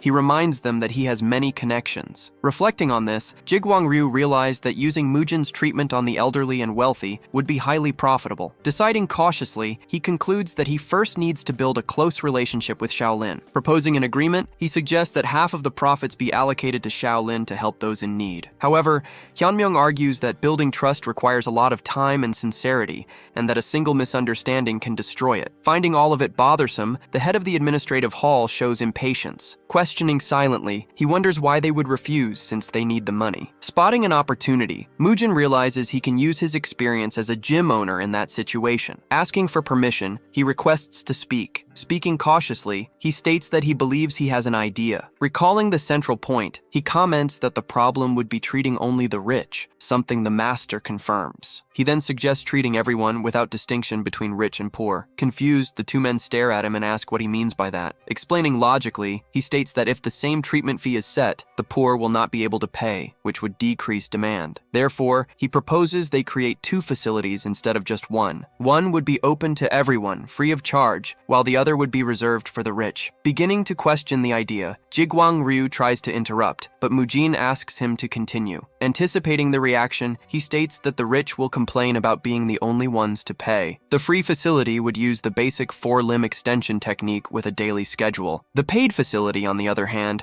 would add extra treatments and techniques, including heat and thunder ki treatment. That was the business model of large academies, with a basic price and personal training for an additional fee. Impressed by the idea, Jigwang Ryu questions how a child could have thought of something like that. Explaining calmly, Mujin says that the rich love luxury and that vanity is involved, making the merchant understand immediately. Concluding his reasoning, Jigwang Ryu states that the free facility would be for groups and the paid one by reservation only, attracting the rich through pride. Becoming furious with the proposal, Hyunmyoung reacts with indignation. He then yells at Mujin, questioning how a Shaolin disciple dares to speak of worldly vanity for profit. Directly, the young man asks what the master is afraid of, making him even more irritated. Recalling the recent past, Mujin says that before, He feared Shaolin would seem greedy by taking money from the rich to help the poor. Now that he suggests a way to treat the poor, the master opposes taking advantage of the rich, making Mujin question Shaolin's ability to accept criticism. Growing even more annoyed, Hyun Wang asks how he dares to speak that way about Shaolin. Intervening in the discussion, Jigwang Ryu asks if profiting from the rich would really harm Shaolin's prestige. Admitting his concern, the hall chief says he doesn't want people to criticize the temple, but Mujin states that he would be more bothered by not helping the needy just to avoid criticism. Continuing, he says it doesn't matter if people don't understand, because the truth is what counts. The truth is that Shaolin is always working to help the people, and what matters is the meaning behind the law. Staring at him in silence, Hyun Wang sees the image of Master Hyong Wang reflected in him. Standing up slowly, Hyun Wang agrees that Mujin might be right, but he warns that the decision will require the abbot's permission and that the matter still needs to be discussed internally. Grateful for the decision, Jigwang Ryu celebrates, realizing the plan worked. Complaining in a low voice, Mujin says he barely managed to get the idea approved and doesn't understand what the head monks are thinking. In any case, he managed to get closer to the Celestial Flow merchant group. Now he can use this business as an excuse to investigate the group further and discover who the villain is. That night, Hyun Wang talks with Hyuncheon about everything that happened, and he receives an enthusiastic approval in response. Believing firmly, the abbot says that Mujin is the child capable of guiding Shaolin in the right direction. Suggesting recognition, Master Hyong Wang proposes that they reward the young man for everything he has done. Curious, Hyuncheon asks what kind of reward would be suitable, and the master replies that an elixir would be good. He also says that, to be a true reward, it could only be that. Shocked by the suggestion, the abbot reacts in silence. Disbelieving, he cannot accept that the master is serious. The next day, during afternoon training, Mujin asks his master what brought him there and what he is holding. Handing something to him, Hyong Wang says that it is a gift for everything he has done, stating that he got it for him. Inside is the elixir of Shaolin, the elixir of life, leaving Mujin completely shocked. Elixir pearls are a type of traditional medicine found in historical dramas and martial arts novels. These special ingredients are known for storing large amounts of qi, and they are famous for the significant increase in inner power when consumed, with the Shaolin elixir pearl being considered the best and rarest of all. Master Hyong Wang then presents the reward inside a small box. He tells Hyejung that it is a prize for his incredible achievement. Hyun Wang recalls that he actually wanted the grand elixir pearl for his disciple, but the abbot recommended the small one for now. The master scoffs at the insignificant item,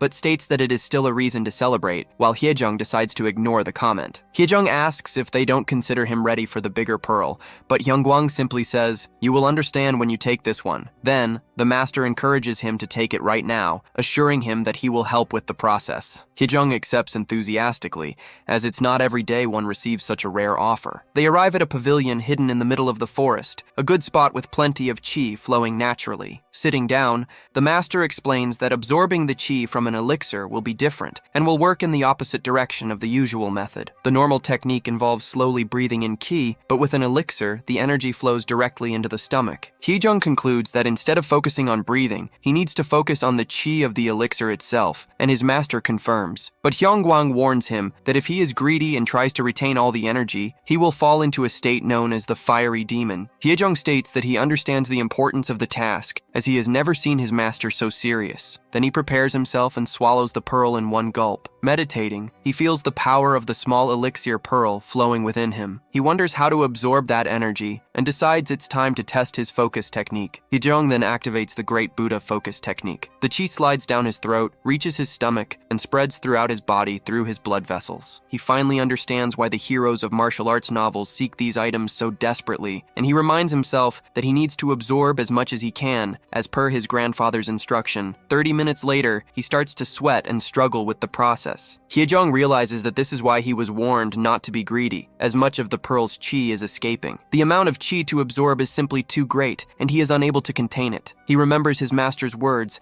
and realizes that the qi he cannot absorb escapes with his breath, repeating the cycle. Hyejung continues the breathing process, inhaling and exhaling. He then opens his eyes, estimating that he managed to absorb perhaps a third of the energy. But he concludes that this is more than enough, and that he doesn't need to worry about what was lost. Mujin tells his master that he tried not to be greedy, but it seems he failed. Hyong Wang confirms that the small elixir pearl possesses immense power. He then reveals that Mujin actually absorbed all the pearl's power, but this miracle was only possible because of Hyong Wang's direct involvement, as the young man coughs. The master took the qi that was escaping from his disciple and combined it with the natural qi around so it wouldn't be lost. And without Mujin realizing it, he returned the energy little by little for him to breathe in again. It was an almost impossible feat, but Hyong Wang couldn't let his disciple's effort go to waste. Mujin feels his body trembling and asks how such a small pearl could contain so much qi, stating that he can barely stand still. Hyong Wang responds that it was all part of the plan and asks him to follow him. He asks how they will resolve this,